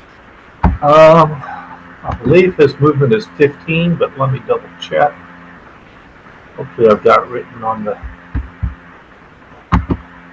sheet. If it's 15, he can get there and chomp. A dog.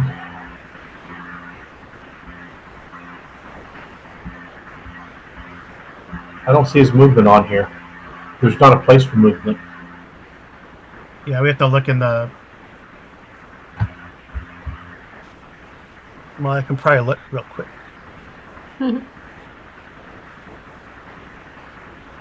This is a thatched roof, right? Yeah. Well, I mean, it's a combination. It would take some time to cut through, but one could. I'm just asking because I'm wondering if I made a hole. Yeah, it's 15. If I made for a the guard hole dog. big enough, I thought so. could Bufo see down? I mean, I could see down too. I don't want him hurt. So roll an attack. Yeah, you can roll to attack for the dog. Okay. And I'm going in as well too, just so you Yeah. know. So you can move your. Let's see. Put that right there, I would imagine. Yeah, like here. I'll move the Okay. bugbear out of the way. Yeah.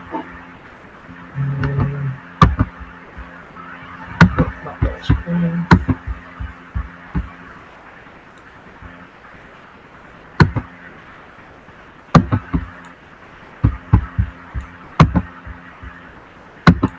Wow. That's a miss, unfortunately. That's also a miss. It's like the luckiest goblin. Okay, what's this armor class? Because Well, it's Red not. Dog it's a second level creature, is why I'm asking. Yeah. Oh, right. But it should be. Those are bad rolls. A 10? Yeah, 10's pretty bad though. Still, I mean. So, but it's not set up. Bronson's not quite set up correctly. Then, I mean, the dog is not quite set up correctly. But he sets a 2 hit dice creature. Yeah. So that's going to be like a THACO of 18. So a 10 is going to be AC 8's a miss still. Yeah. Okay. Yeah, because is that correct, Carl? Because it says 3 plus 0 plus 4 plus 0 plus 0 plus 0 plus 0. So. Yeah, you just rolled a 6. I mean. Oh, I rolled a 6? Okay. Yeah, All I see is the 10. Yeah. Yeah, there's apparently a +4 hit bonus on there, so your rolls are 3 and 6. Yeah. Okay. So it's done correctly. Okay, cool. All Okay. right. All right. Well, hopefully, if nothing else, it distracted him. Right. Hopefully. All right. He's in melee now. If he tries to run away, you could chomp him. Right. Okay. So that was Shepard and Bronson. Deer, do you want to go next? Yeah, so I can, with my movement, I can get just inside the door. Yeah, I'll move these guys. Down behind him. Yeah. Throw them off the roof. Yeah, Okay. so can I see that goblin? Yeah, you can see him. All right, let's take a bow attack and hope I don't hit the dog. AD&D's weird about that. So, About hitting the dog? well, shooting in a melee. Remember, it's like a. I mean, the dog's bigger than the goblin. They're about the same size, right? So, I didn't worry about it for the bugbear because the bugbear is large. That's a miss. Yeah. Anyway, okay. The second arrow.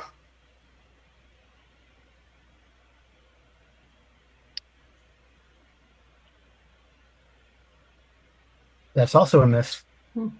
It's like the lucky. I'll tell you, this luckiest goblin. This is the one that Amy's character shot at the beginning. Because Okay. duck and run. He's the duck and run one. All right. Okay. J-Ro. I moved to get to the ladder to start crawling down. Okay. And then Amy, same thing. Actually, what I wanted to do was cut a hole. See if I could do that. Yeah, you can cut a hole up there in the up top. How would I do that using? You just do it. That's your round. I mean, it's only large enough for Bufo to look in. I mean, Which is what I would want, because if Bufo could see it, then that means I would be able to get my arrow in there, right? not really.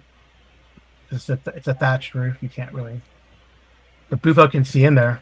I mean, I mean, then there's no use in me cutting a hole if I can't do anything with it. yeah. I mean, I guess if you guys were exploring, that'd work. But it's better for you to just climb down. I'll climb down, and once I'm down, can I light the thatched roof on fire? Do you guys want to do that now? You don't know what's in here. Right, but it's going to take quite some time for it to even catch. I don't know if we want to burn the place down while we're still inside of it. Maybe Just- when you're leaving. Just the roof. Yeah, the roof's going to fall in on us.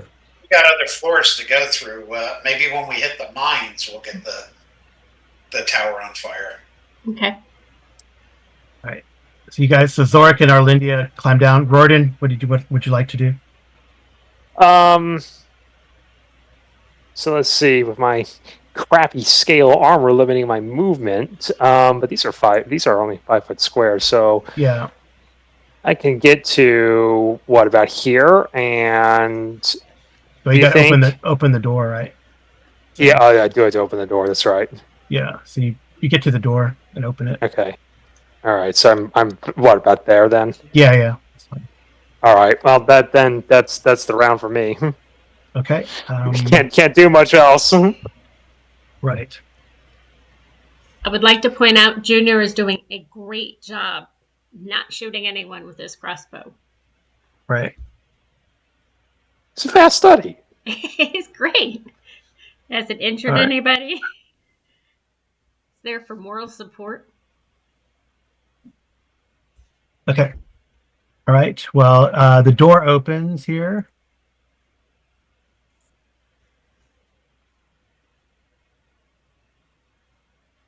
And you see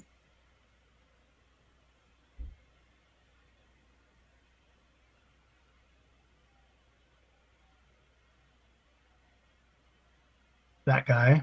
I'll show you. I have a handout. I actually had a handout of the woman too, but I took her out. This is that was the elf that kind of peeked out, see what's going on, and got shot for it.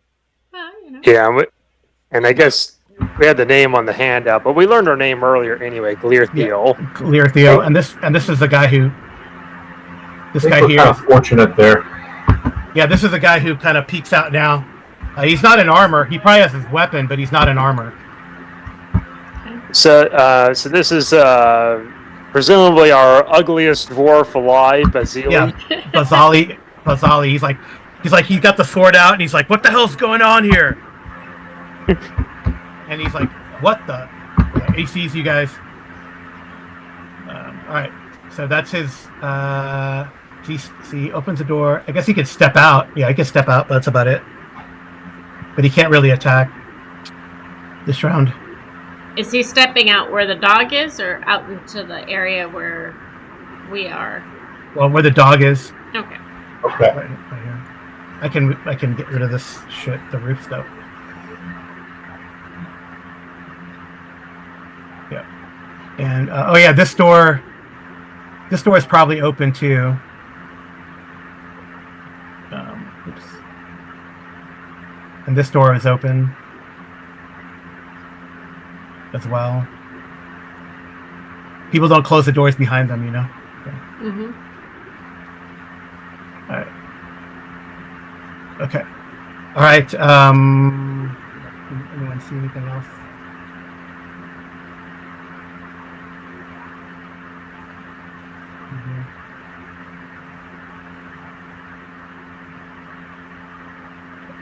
Okay. Cool. All right. New round. So I think Wolsey, it's your turn to roll initiative.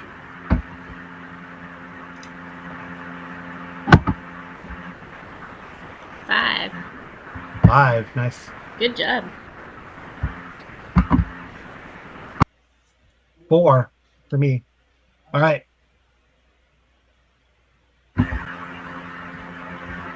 I guess Shepard's going to want to go first, probably. Correct. So, whoops, didn't need to do that. He doesn't have his armor on.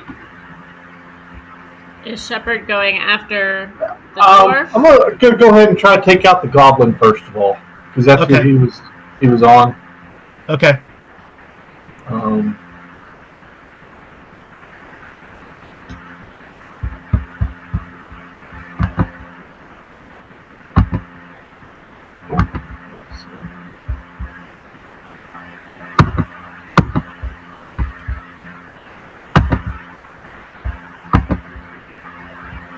That's a miss. That's a miss. Jeez. Yeah, you're not rolling well for him. 5 and a 7. Yep. Okay. Did Bronson, you gonna move up? Yeah, I'm trying to position myself. I don't know about where that blue dot is. You see where the blue dot is there, or is that just in my screen? You could ping where you want to move, and I can move you there. What are you trying to do? You want to get next to it to attack the guy, or what? Yeah, that'll work right there. Okay. I'm gonna tell the guy if he wants to live, he'll put down his weapon. Okay.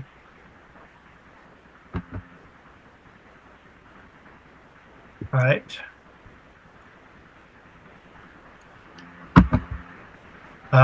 Yeah, you could roll a percentile dice.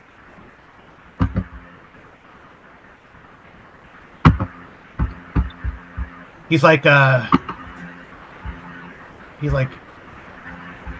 you made the biggest mistake of your short life. Really? I rolled really well. A 7 out of 100. Well, it's you want the higher, it's better. Okay. Yeah.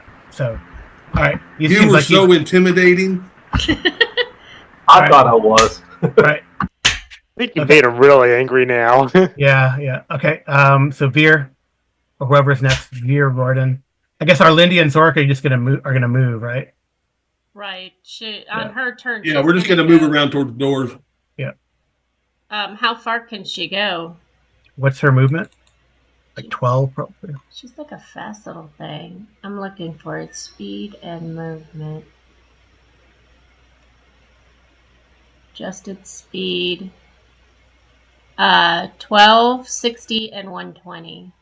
Yes, you can move. Well, if you're in scale, you're going to be limited to 60 unless you're heavily encumbered. In which case, it's even slower. I shouldn't be encumbered because I made sure my encumbrance with everything I'm carrying is only 3. But she's in scale now. You're right. Yeah, I thought scale was 9. Scale is considered bulky armor, unfortunately. So even though, for the purposes of movement, as I recall, for the purposes of all the other checks, it's like a fairly bulky, but only has 60 feet of movement. Okay. Well, Carl, you can put me where I can go. I mean, I'm assuming she would be running. Yeah, scale is considered fairly bulky, but it has a base move of 6, so it's kind of inferior. Bufo goes with her. Yeah. So that's where you get to? Walking or running? That's your movement. That's your tactical movement, pretty much. I'm asking, is that walking or running? So running is 12? Moving quickly. No, running isn't. It's just 6. You just move 6 during the round. Okay. Right, there's no is there a double move? Then why does my character sheet actually say normal is 12? And that's because we haven't adjusted it for the armor, I don't think, unfortunately. Normal assumes that is your base movement speed, I believe. So, and then it will decrease this character sheet kind of combines like the armor bulkiness and the encumbrance values. So normal will be unencumbered, not wearing armor, which impairs your movement at all, which either means like no armor or magical armor generally. Heavy, where it's 9, would be either you have a heavy load or you're in fairly bulky armor, and then 6 would be a very heavy load or you're in bulky armor. That's the way that I'm interpreting this character sheet, at least. Yeah, then I would think she'd be 9, not 6 then. Because we looked up all the rules and I specifically picked this one so that I wouldn't be so encumbered.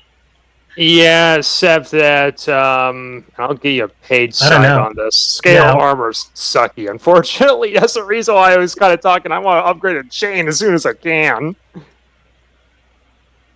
Because you gave me options of what I could buy, and we Yeah, bought, I'm we trying to bought think. that one because I wouldn't be encumbered by it. I know it shows scale as being 6 move on my DM screen. Let me check the DM's guide. Because Yeah, on my sheet it says 9, and we put in all the encumbered stuff on mine. Because I was very careful what I bought, what I'm carrying, everything. Yeah, it said that scale is one of those that breaks the pattern there in this character sheet. I noticed that too. It's not set up to account for that. So, page 27 of the DMG for first edition AD&D, types of armor and encumbrance, scale male, bulk is only fairly, but base movement 6. that's weird. It is weird. That is really dumb. It makes scale kind of like a directly worse option than chain. I think that's the point, that you really want to upgrade as soon as you can. Well, I mean, I had the option to start off with chain, and we chose not to do it because it interfered with sneaking and it was too encumbering, and I couldn't move fast. So we went with scale. We'll figure this out. But yeah, okay. Well, scale's worse in every way, unfortunately. What can I say? Is it real? Oh, I mean, it's just cheaper, I guess, right? That's its one benefit. It's cheaper. Well, I mean, I went with it because I had the money to buy the other one, but you suggested I not do that because it impaired my ability to sneak and I'd be too encumbered. Oh, okay. So we went with scale. Well, that's my fault, I guess. But can we continue to play? I mean, yeah. Yes, admittedly, chain weighs less than scale, and scale is going to be a metal scales covering your body. So I think it'd probably be about the same amount of noise, given how they're both considered fairly bulky armor. Right. Okay. Okay. Oh, we'll switch out next time. It's fine. Okay. All right. So Zorik and Lindy have moved. Royden and Veer. Yeah. So with my 6 move, can I get into You can get into melee with any of them. Yeah, either of them. All right, then let's get into melee here, and let's see if we can start by finishing up this goblin finally. I'm going to switch to my longsword here, since I do not want to accidentally kill somebody on our team here in this melee. And pray that I hit. But it makes it fun. 13 on the goblin. I believe that's enough. Yeah, 13's a hit on that goblin. All right. Finally, the invulnerable goblin gets hit. Yeah, he's done. Okay. Veer. I'm dropping my bow and moving, pulling out my sword and shield and moving up to swing at this guy. Okay. Would help if I took it off the arrow. All right.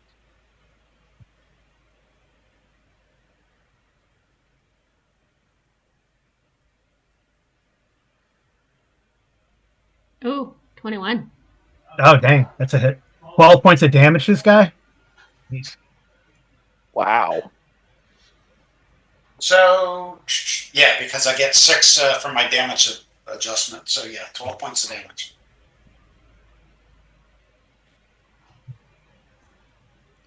Zorik, I don't think they really need us. Just saying. Oh, we gave them cover off the roof. It's their turn to shine. I mean, you guys took out the other lieutenant there, so Someone has to keep an eye on Junior. Yeah, and she was probably a caster. It was a good thing you took her out. Yeah, that picture kind of proves she was a caster. Mm-hmm. all right. So he gets hit pretty hard. That one. It's his turn, right? That's it Yeah, for I think everyone. everybody's gone now. Because we're not And letting they- Junior go. I'm just going to ask, has he reconsidered? Yeah, I the don't know. offer? That's a good question. I don't know. You know, Make a morale check. yeah. He wasn't expecting that big hit. You know, so I'll do that. I know he's fighting. All right. Well, clearly he's going to go after Veer. Protect the dog. That is a miss. Wow. Okay. I rolled a 4. There's no way. Okay. Initiative.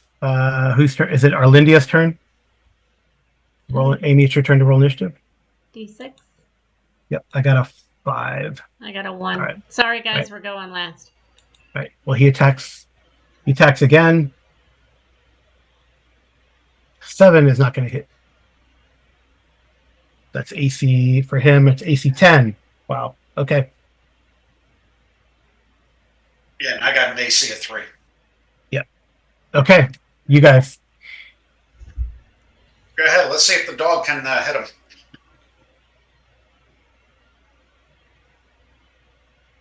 Beer, I think it's a favored round for you too. Okay, let's see here.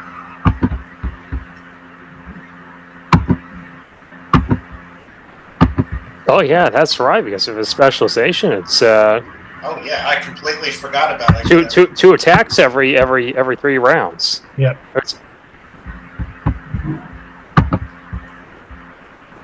We'll see if the dog can finish him. Or Go, yeah. Shepherd. Nope. No. He's distracting Oh, him.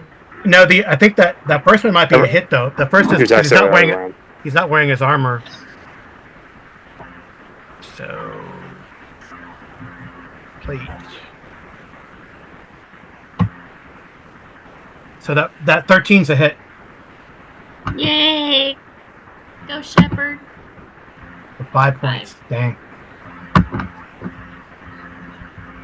All right. That hurt. The second one's a miss. All right. Who wants to go next? Between Royden and Beer. I'm right there. I'm going to rear back and say, reconsider. Yeah, I mean, I rolled his morale. He's not going down. He's gonna fight to the death. Yeah. I mean, Captain has to go down with the ship. well, he's probably desperate too. If he surrenders, maybe he fears a pain worse than death. I don't know. Now, admittedly, if he's convicted of slaving and murdering people, he's probably gonna get hanged anyway. Yeah. It's no salvation for him. Right. So Royden or Veer, you guys. Oh, Bronson with the flail, 11 is a miss with the flail. All right, I'll go. Go ahead, Rudy. Nope. All right, let me take my 2 attacks then. Royden, are you not specialized? Nope. No, not in the long. Sorry, I'm actually specialized in long bows, but I don't have one as of yet. Okay. That is a hit. Oh my God. Go, Veer. Veer showed off that 18 strength. Dang. Is that enough to kill him, or otherwise you got another? Oh yeah. That's 10 points of damage. Yeah, so how do you kill this guy? What does it look like?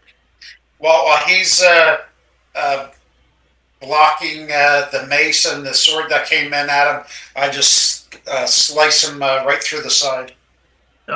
Like he clutches his side, he kind of has his little, you don't know what you. All right, he's dead. Guess Arlinda needs to wear perfume more often. Really inspired Veer. All right.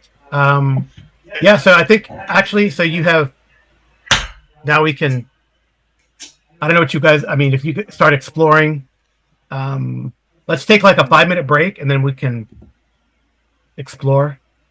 So I don't- before we explore, I'm going to go pick up my short bow that I dropped. Yeah. So let's take a 5-minute break, and then we'll Okay. explore. Okay, sounds great. Sounds great. Paused. Okay. So there's like a lull. You kind of stop and listen. You really don't hear any response. I mean, it's a stone structure. The only loud noise is really the banging of that goblin. You know, so you guys, as you regroup here, I mean, you can see that right there's a stairs going down, 2 stairwells going down. In here, this room is open. This is probably where this is probably where the 20 is where the bugbears were. 18 is very nice. That's probably where the elf was living. Here. Arlinda would be very interested in going through her room to see if she has any scrolls or magic wands or anything that she could retrieve. Yeah, and you can drag and look through the bodies and stuff too. You know, drag. Yeah, I would imagine we will thoroughly search everything. Oh yeah. Yeah, But and I imagine 19 is Bazali's office then. Yes. So Yeah, it's his room and stuff. but before So I don't know. But I guess before we do that, I was going to see if we could heal up a little bit. it's a good idea. Yeah, we'll bind wound. Yeah, so you can roll a D3 to bind the wounds with those medicated bandages. Okay, so roll 1d3. Who's applying them? Would it be J-Ro, I guess? Yeah, Zorak's character, he has them. So 3, nice. 3. You'll have to put them back because I don't know where you took them from. So Okay. up here it looks like. So now I'm at 7. Mhm. Okay. Did it change it Yeah. on the thing? Mhm. How did you get a D3? I'd only have a D4 on mine. Oh, /R and then space 1d3. On In the chat area, you can put a /R so you can roll, then space 1d3 and hit enter.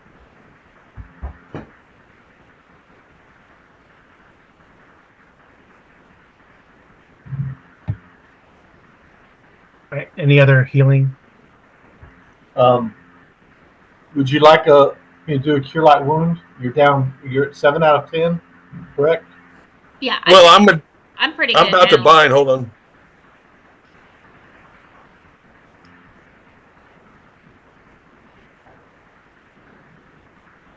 Trying to roll the bind. It says unrecognized commands. Oh. Did Just you- roll a D6 and divide by 2. Okay. That's Well, I just saw she rolled a D3, so I was like, well, that's cool. Yeah. the /, which for me is right to the left of my shift key, and So then you got a R two- and then two back. space 1d3. yeah. So 2 points back, round up. Okay. I've got something that says advanced roller down below. I wonder if it would be on that too. No, I don't think so. you have to do it manually. Okay. So you got 2 back there, J-Ro. Okay. Yeah. So I don't know. So Amy, you're down. Amy's down 3, but the 3 is from Bufo, right? So Right. I mean, she's good for right now. okay. She appreciates it, and Yep. she So is who do you- heading over here. Bufo's back in his box. Can I make a suggestion here? Yep. What's that? Why don't you pull up the treasure screen for us to add treasure to, and somebody that's really good at typing fast, enter the treasure as we find it, and we can just have Oh, the loot. have I've got it. Junior carry it for us. it's a great idea. Yeah. Okay. So right All now, right, so we have I do have a 200 question. gold. Yes, Carl. Yeah, I do have a question. Are you guys gonna like loot this place and then head out, or are we gonna try to go down, or what do Well- you want to do? I just want to know what the plan is. I want to leak this place and go down. Yeah, I was gonna say Arlinda would remind you that there is a bugbear and more goblins down there where the forge is. So if there's a forge, there's a possibility of additional weapons and treasure. Yeah, I do Well, know also, where there's- also go ahead. I do know where there's a secret room down there too, and all that stuff. So yeah, I say we continue going down and seeing what else we can take out while things are sleeping. Yeah. Right, and I was going to join with that because I mean we just killed the master of the mines and his lieutenant. It would appear, Right. but Bazali and Glirthiel. So, and we are here. I mean, obviously to get loot and the like, but also to try and rescue slaves. So, we're kind of committed at this point. I think we continue trying to clear this place out to the extent that we can, since anybody we can rescue should get out of here. If we leave, they're probably gonna fold this place up now that their leaders are dead. Right. Okay. True. All right. So where do you want to go look through first? So when they start the looting, I want to check out this room to the south to see what's in there. Okay. Do we want to just do this Okay. one room at a time? Yeah. Like, So you where can do check you? out this room. Yeah, I Yeah. want to make sure we have no more enemies alive on the floor. Okay. Okay. So yeah, the door is locked, but you can, there's no, you could Well, I break got a it. 70% chance. So Yeah, go ahead. Let's see. Where the heck is it?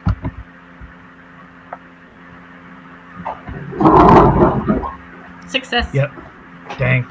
Now you crash that door open, and this dismal space smells of. We got a background noise. That's probably my wife came in with a little snack for me. So Oh, cool. Mhm. um, while people are looting, I'm going to go ahead and go to one of the stairwells and suggest somebody go to the other stairwell just to make sure nothing comes up. Okay. Okay. I'm gonna mute you though. Now. Okay. Or yeah. Okay. I tell you what, I'm uninjured, so I'll go take the stairwell on the on this left side here. It's up to you. And then Shepard mean- and oops. Sorry. I mean, I just put her over there so that way while we're looting, I can type it into the loot. All right. So let me go through what Veer sees. This dismal space stinks of unwashed bodies. Tiers of blood-stained bunks line the chamber's long walls. There's a dozen half-naked people chained in bunks. Several more stand or crouch in the aisle between the bunks. Yeah, there's like about 18 people in here. Okay. I think we found some slaves. Yep. And they're chained to rings on the floor. So, I mean, Veer, you don't have to keep rolling the open doors. You can just start breaking those Okay. things if you wanted to. Remember, I do have that crowbar that might help you. Oh, yeah. Yeah. So you want me to use my bend bars or open doors? Oh, I mean, you can, with Zorik's crowbar, it just takes time. Okay. Why don't we look to see if somebody has some keys in here, like one of Oh, these right. masters first? Yeah, that's what I was about to say. Since we killed Bazali, he very likely has the key to their shackles. Oh, yeah, he does. So that's true. All right, so where do you want to go? 19, 20, or 21, or 18 first? What do you want to look me? I was in 20, so 20. So that was where there's like this place is it stinks of sweat and filth. Two braziers bringing with glowing coals provide dim light. There's a pile of furs there, and you find two leather pouches that holds 100 gold pieces each. So 200 Awesome. gold pieces.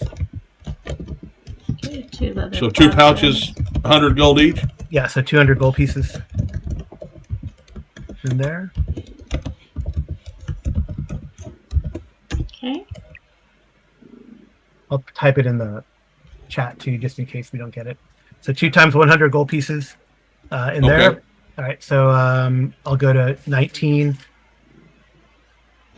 Hey, Hey, I'm right here. I know. William The cat Fuzz. was- William No, the Wallace the Fuzz is probably causing a problem. Yeah, one of the cats was back here causing problems. We All right, have sorry about Fluffaluffagus and then William Wallace the Fuzz. So anyway, in 19 in Brubrock's, Bazali's chamber. Well, first of all, that's a very nice longsword that he had. Okay. Hey, does somebody have the? Are you putting this on the treasure thing, on the loot thing, or are you just writing this down? No, I'm typing it in. Okay, I just wasn't sure. I'm putting it in the chat too. So Yeah, I use a probably broadsword. I use a broadsword, so whoever wants the longsword, you'd be better off. I'm specialized in broadsword. I think that's me since I have a weapon proficiency in long. Okay. And it's magical. And then yeah. Carl put magical. And then there's a heap of furs on the dais. It also smells. It's like sweat, unwashed bedding, half-eaten food. There's a fight glow in the fireplace. This guy he's dirty. He doesn't clean it up for himself. So you find a heap of furs on the dais. There's a small, strong box there.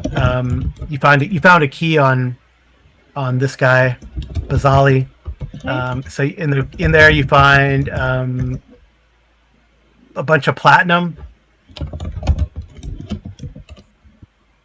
So you find 350 platinum pieces and 10 carnelians, which are gems.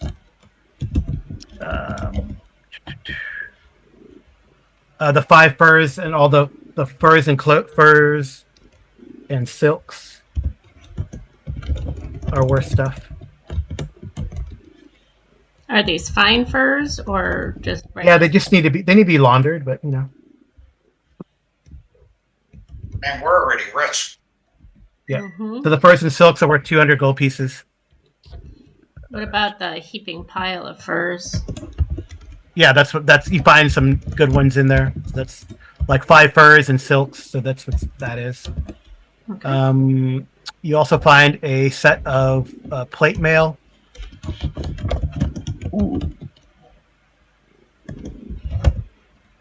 Size small? No, it's plate mail for somebody. You'd have to be refitted or whatever, but it needs to be, it's dirty like this guy was, but but like surely he was like relaxing and asleep and he got interrupted, and fortunately for you guys. Okay. All right. Then in the other place, I'm really glad now that we decided to attack at night rather than trying to jump this guy during the day when he's probably in plate mail armor wielding a magic longsword. yeah. I mean, he got 1 shot, and he got 2 attacks. I rolled a 4 and a 7. So there's no way. I mean, yeah.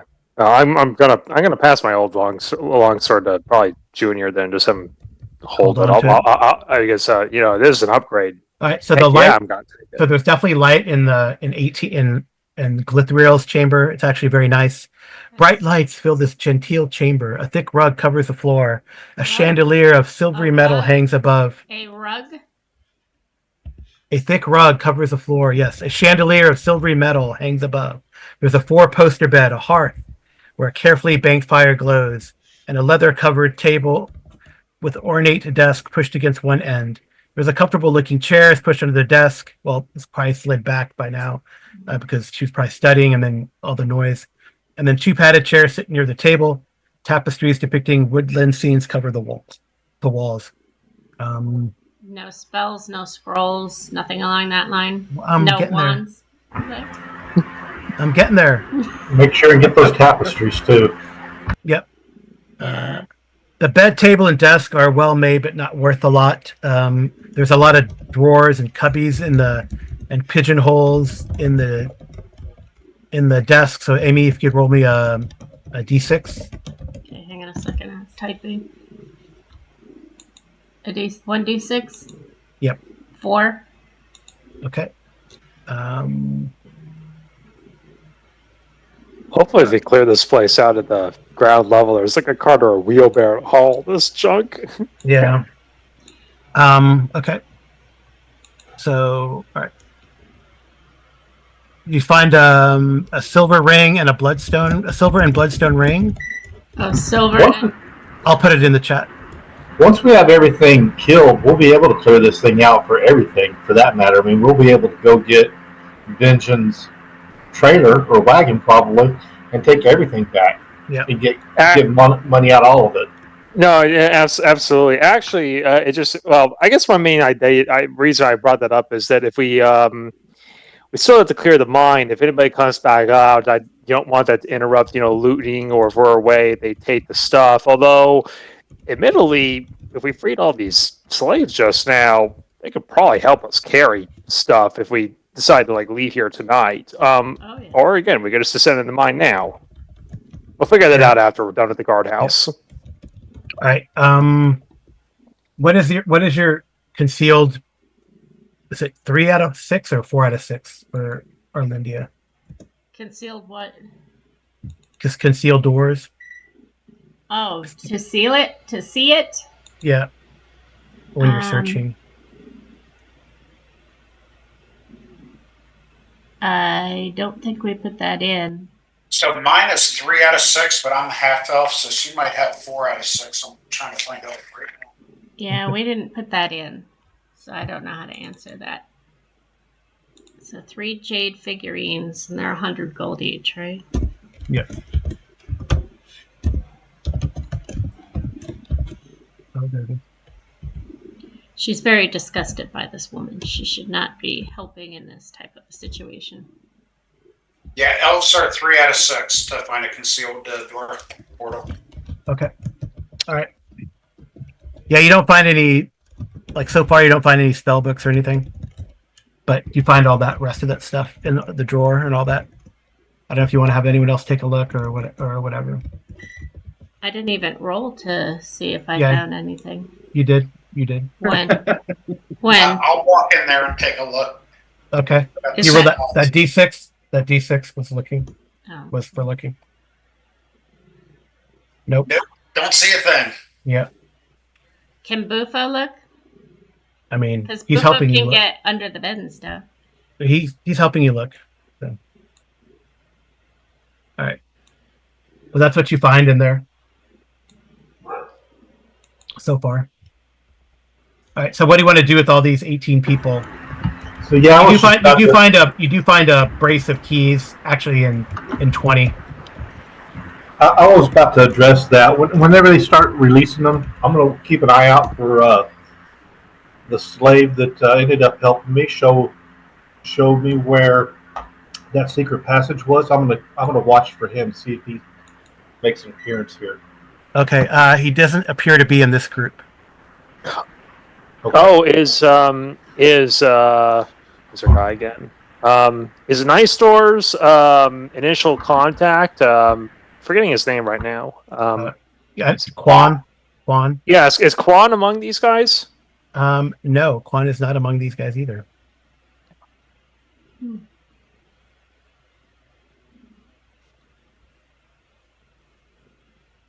Do they look healthy enough that if we bring them to the ladder outside, they can make it back to town on their own?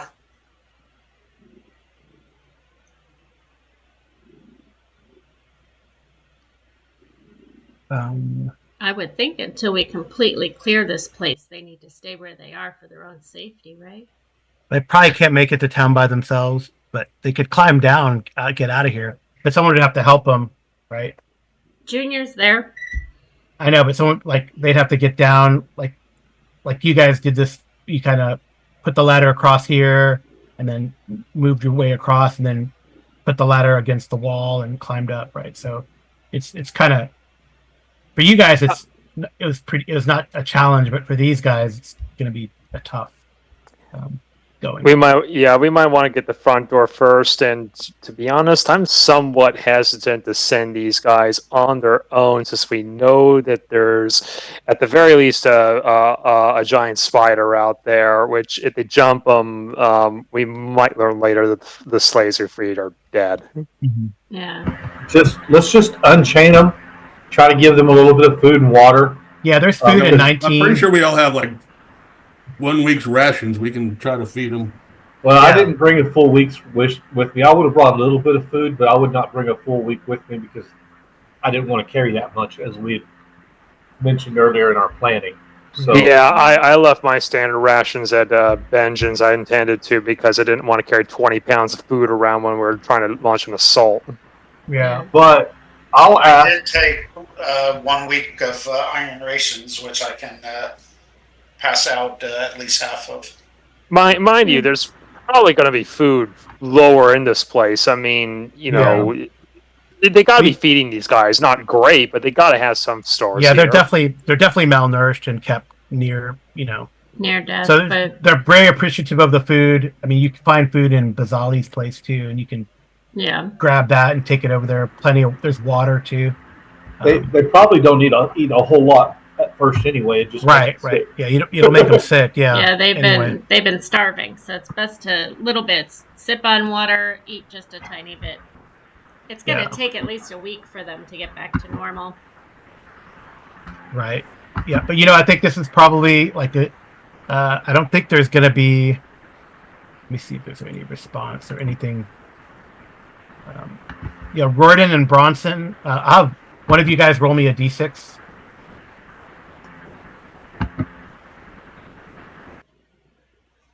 I can make the roll. 6. No, that was beer. 6. Okay, very good. 6. Still a 6. All right, so it's still quiet. I mean, like either the goblins make a lot of noise and people are used to it. Mm-hmm. I mean, like I said, there was no big booms. The only loudest noise was knocking on someone's door. I mean, it was very quick and quiet. So it's still very quiet in here. It's still very quiet. So there's been no response from down below. And if there's any goblins, they'd be like at the very lowest level, right? So that's through 2 floors of stone. Is that all the loot we found? So good.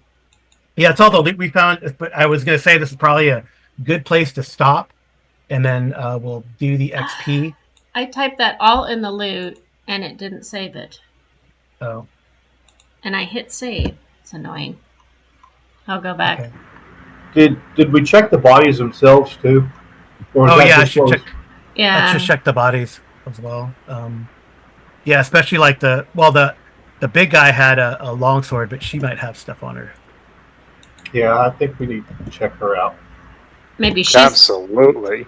Maybe she's got the spells I'm after. Dead. She's magic. She should have a spell book. She had a lot, but but you couldn't find where it was in the. We haven't found the secret part yet. Oh. We also haven't looked very hard. Yeah, all she had was a longsword, but it looks like a normal longsword. And she has a Riordan, she has a longbow in her room. Oh hell yes. Yep. Man, I'm winning the lottery today. Longsword, longbow, awesome. Yep. Okay. She has a longbow. That's cool. All right. But so far you can't find her spellbooks. You look under the bed. You whatever. So unless anyone has any ideas. Yeah, let's look for some secret compartments, people. I mean, you had her look for magic or for a locked door. That's what you had her looking for. Yeah. Detect secret doors. I mean, can't she just look around? I mean, everybody will need to thoroughly search all the areas. Yeah, go ahead. So everyone can roll a d6 then. You're doing that. Except for Arlindia and Veer already rolled for this. So. Because, I mean, you just told me to roll. You didn't tell me what I was rolling for. I know, but that's part of the fun. No, that's not part of the fun. I guess, Royden, you haven't rolled yet. Is that plate mail? I'm sorry. What do I need to roll? D6. Is the plate mail better than the scale mail? Yes, but it's heavy. Yeah, but it's heavy. It's heavy though. But apparently, it's the same weight as the scale mail. So but you'll lose your stealth. You definitely want that on a fighter, and I don't want the plate mail. Because basically, then she's screwed on anything she gets. She cannot actually go her movement. No, you told me the scale mail when we looked it up. I thought it was. I don't know. I thought it was. I made a mistake. Go for Bandit. Yeah, all metal armor interferes with movement in AD&D. But mind you, movement's pretty generous round to round. I mean, 120 feet is pretty far if you're unencumbered. Even 90 is pretty far. 60 It feet. gets it gets better when you have magic armor because then a lot of the penalties are actually removed. But scale mail would actually have the same base move as plate, and however, plate is considered bulky versus scale being fairly bulky. Again, scale is a weird outlier. Kind of strangely, also, scale mail is also listed as 40 pounds, whereas the weight of plate mail is only 45. I'm pulling these numbers real fast off the DM screen. I could probably find the page number in the DMG for it, but the point is that scale mail is bad. Right. Yeah, I so thought it was better. I was probably referencing a different version, so I apologize. No, I'm Yeah, just. We could change that out at some point. It's yeah, fine. but I think the bigger prohibition on the plate right now, Carl, is this is the way you're ruling. If it's plate that was fitted for Bazali's, we're probably gonna need an armor to refit it to us. Right. So, what was he? Was he a human? Was he a dwarf? Was Oh, he looks like he's an orc. an orc? That explained the red eyes. Okay. He's not a dwarf. He's passing as a dwarf. Yeah. So, Well, he's a half orc, but more on the orc side, right? So then the girl that was the magic user, what armor does she have? Because we didn't She didn't find have it. any. She didn't even have leather. No. She's just a straight mage. So she would go out in battle with nothing.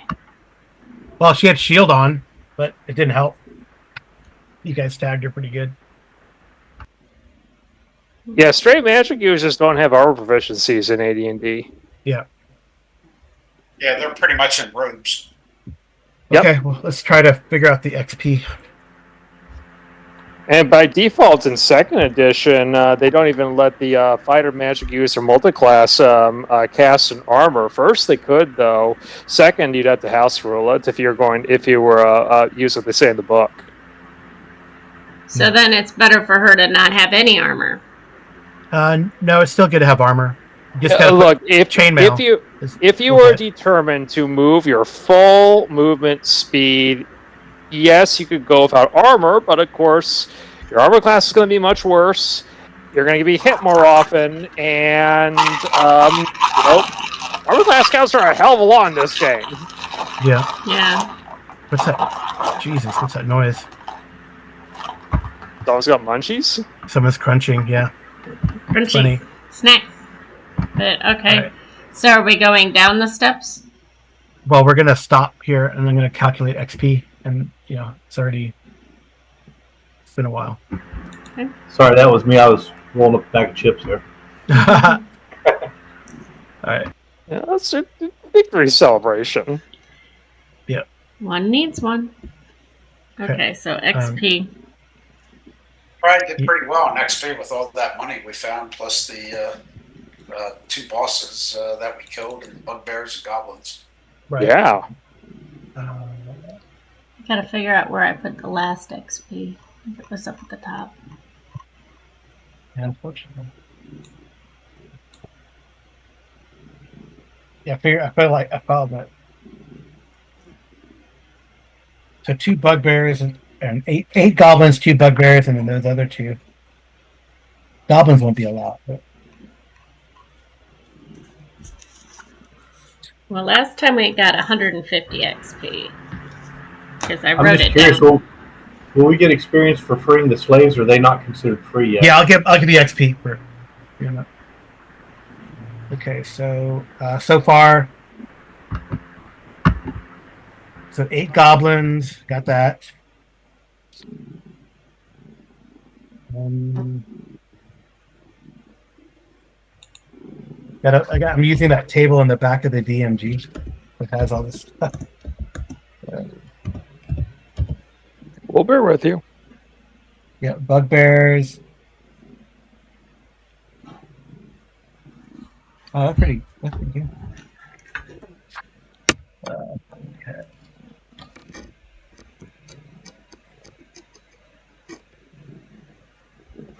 Okay. And then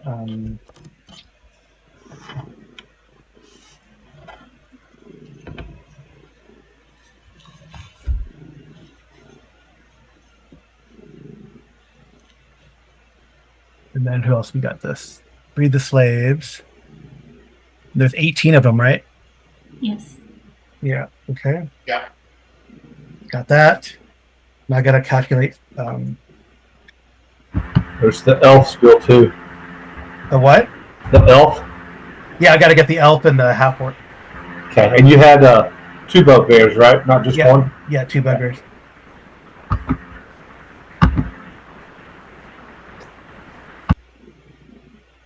They're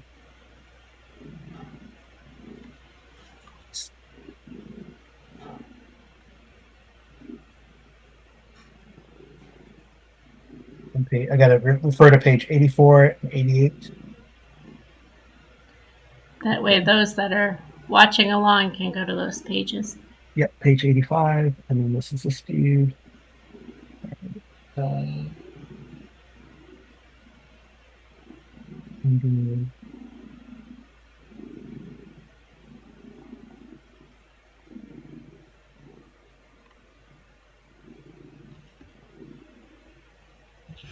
okay, I gotta see what level she was.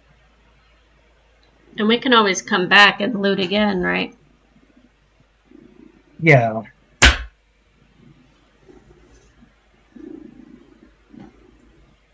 I didn't think we were leaving the tower. Yeah, I don't think you were leaving. We're just pausing. Yeah. Oh, I know, but Yeah, I imagine when we pick back up, we're going to be right where we are, ready to move down to the next level.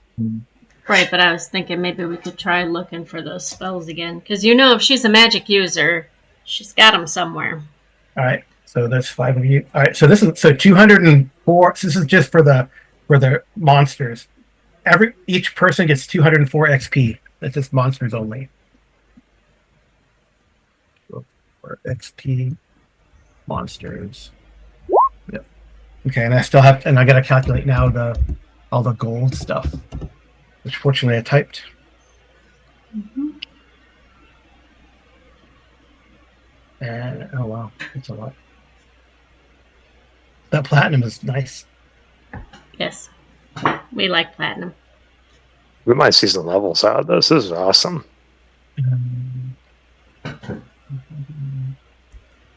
All right. How much is a suit of plate mail? Someone can look that up, please.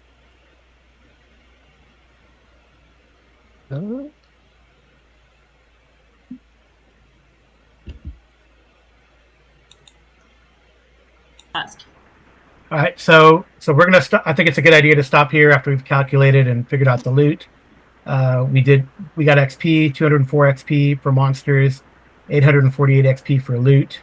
The monsters includes like freeing the captives. So I think that's a pretty good haul for today. You've kind of cleared the first floor. There doesn't seem to be a response. It's, I don't know, if eerily quiet for the people that are watching at the stairs, but there's nothing. You can't hear. You might hear like the occasional sound of some movement down below, but it doesn't seem like there's a response coming, which is I guess good luck so far. But yeah, and I think I will be nice and give everyone one more pass through, looking for any false bottoms or secret doors or caches in the mage's room if you want. So everyone can roll a d6. Okay.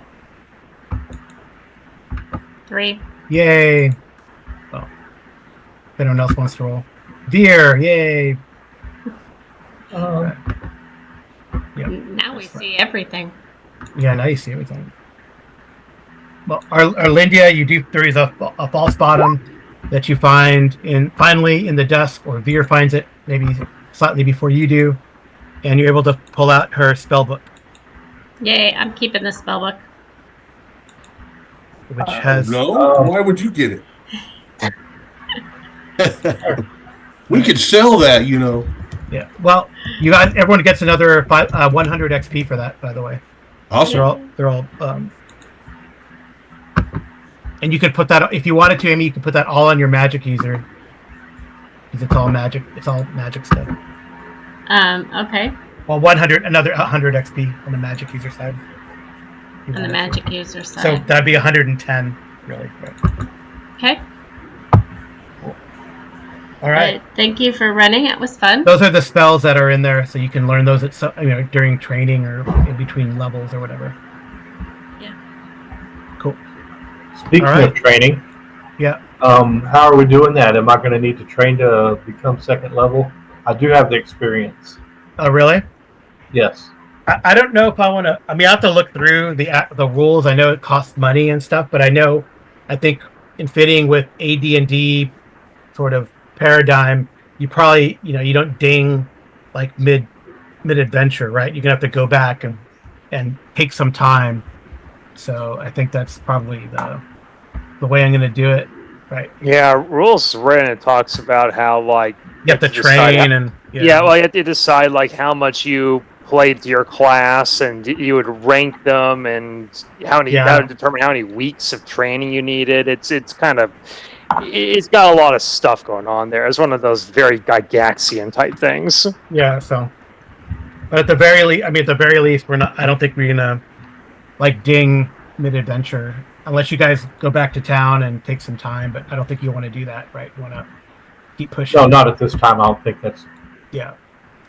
So, which is it's good and it's bad. I mean, it's good in that maybe everyone will be able to level and train at the same time, right? So, okay. Perfect. Well, cool. Well, thank you guys so much. Okay, Yeah. well, I'm throwing it out there. I am interested in the plate mill, so that's. You're what? So I am interested in the plate mill. Alrighty. In the plague? The Plate Oh, mail. okay.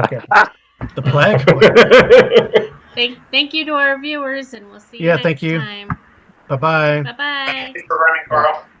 Thank you for playing.